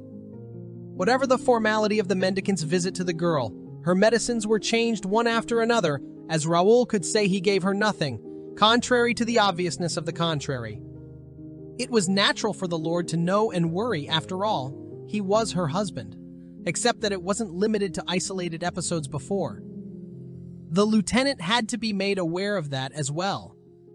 After all, the couple would spend the rest of their lives together. Everyone assumed that Ines had been cured in due time, but apparently that did not correspond to reality. Whether she was around or not, if something like this happened again, her husband would know her better by then and would be able to provide the support she needed. Carcel was really worried about her. But her words that their marriage might not last made the man hesitate. The girl had no intention of showing her unsightly side to anyone during married life, whether it was breathing problems or a fall. However, she didn't just cough a few times in front of Lieutenant Ines, fainted because she couldn't breathe. And that's what her spouse saw. What was next? Somehow, she wanted to know if Raul would tell about the marks from the wounds and scratches, for even the Duke had given huge sums of money to hide them. She thought the footman had been ordered to pity his mistress. He sympathized with her, so it horrified her. This decision could be very important for her marriage, for Carcel still wished to meet the doctor in person. If he took advantage of this in the future, things would be completely different and would not be limited to a simple nag about poor health, because his wife had been completely out of her mind for some time. Didis believed that Carcel would not do such a thing, but she feared not that he would run away. The girl feared whether he would not tie her up hand and foot while his sympathy for her and the confusion in her head was being fulfilled, as Raul had once done. 8 days later, Carcel was shown the jewelry on the counter. Without hesitation, he ordered it all packed. The shock was the fact that Carcel had never once had the misfortune to give a girl a present. In Calstella, he had been so reluctant to meet women that the rumors from Mendoza were beginning to seem suspicious. However, the man couldn't understand why some were opposed to giving all the jewelry to Ines. It was about the Escalante family's use of legendary gifts from centuries ago. But even so, he called it a century-old antiquity in front of his father. However, Carcel was completely ignorant of gifts as well.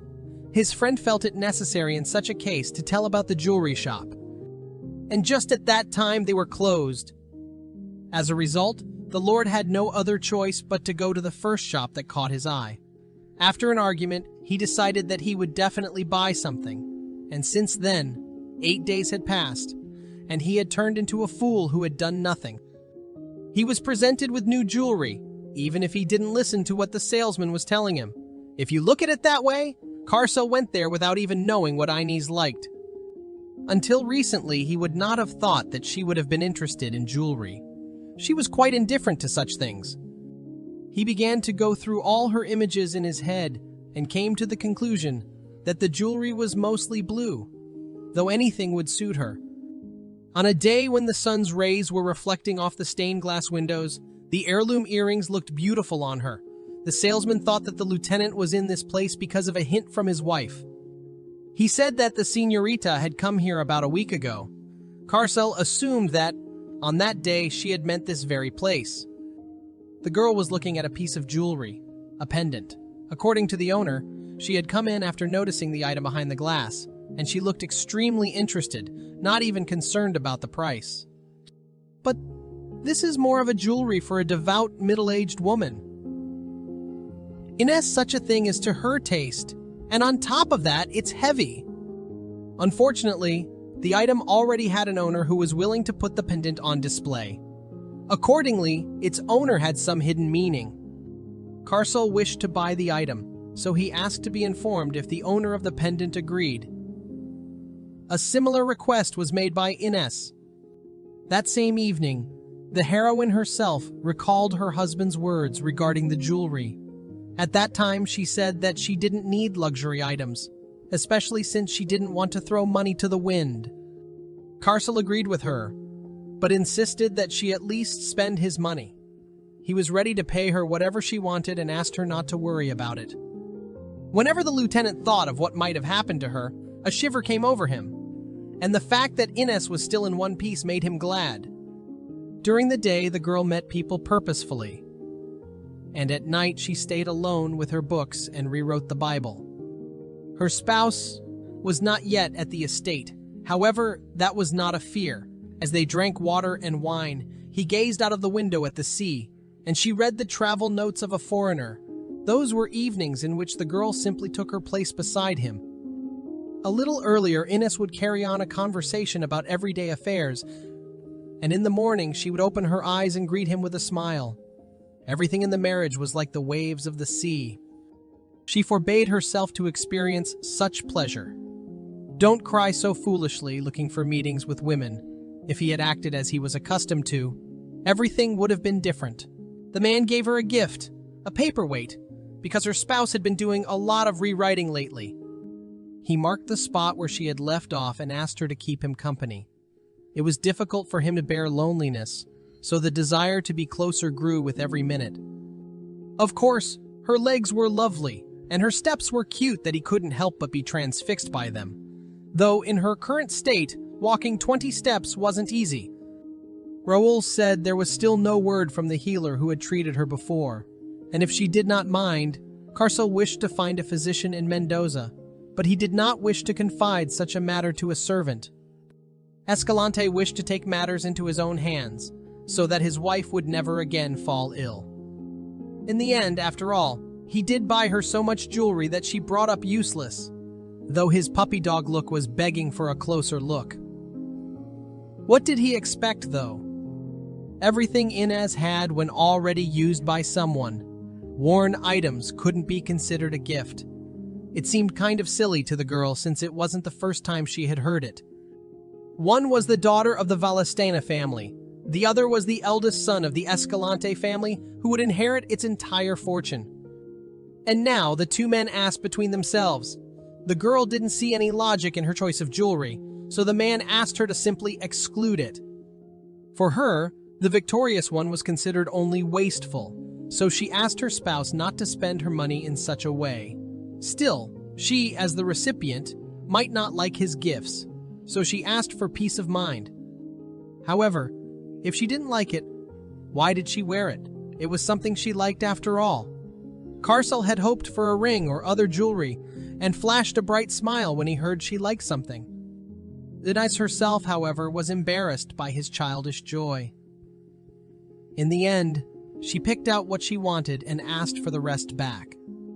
Escalante, on the other hand, insisted on keeping the gifts because she liked to give the other girls something for some reason.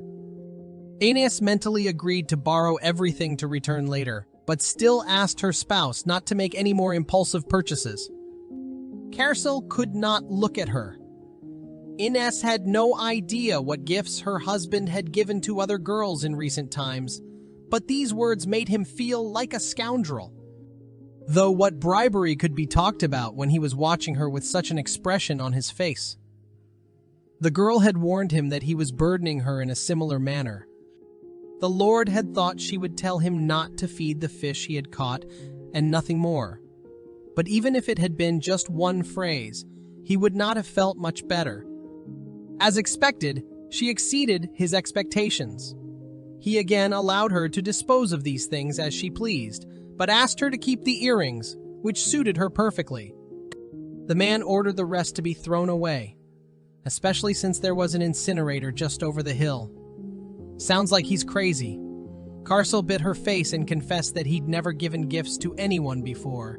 Now his problematic wastefulness belonged entirely to her. Even so, though, the man hoped it would make her uncomfortable.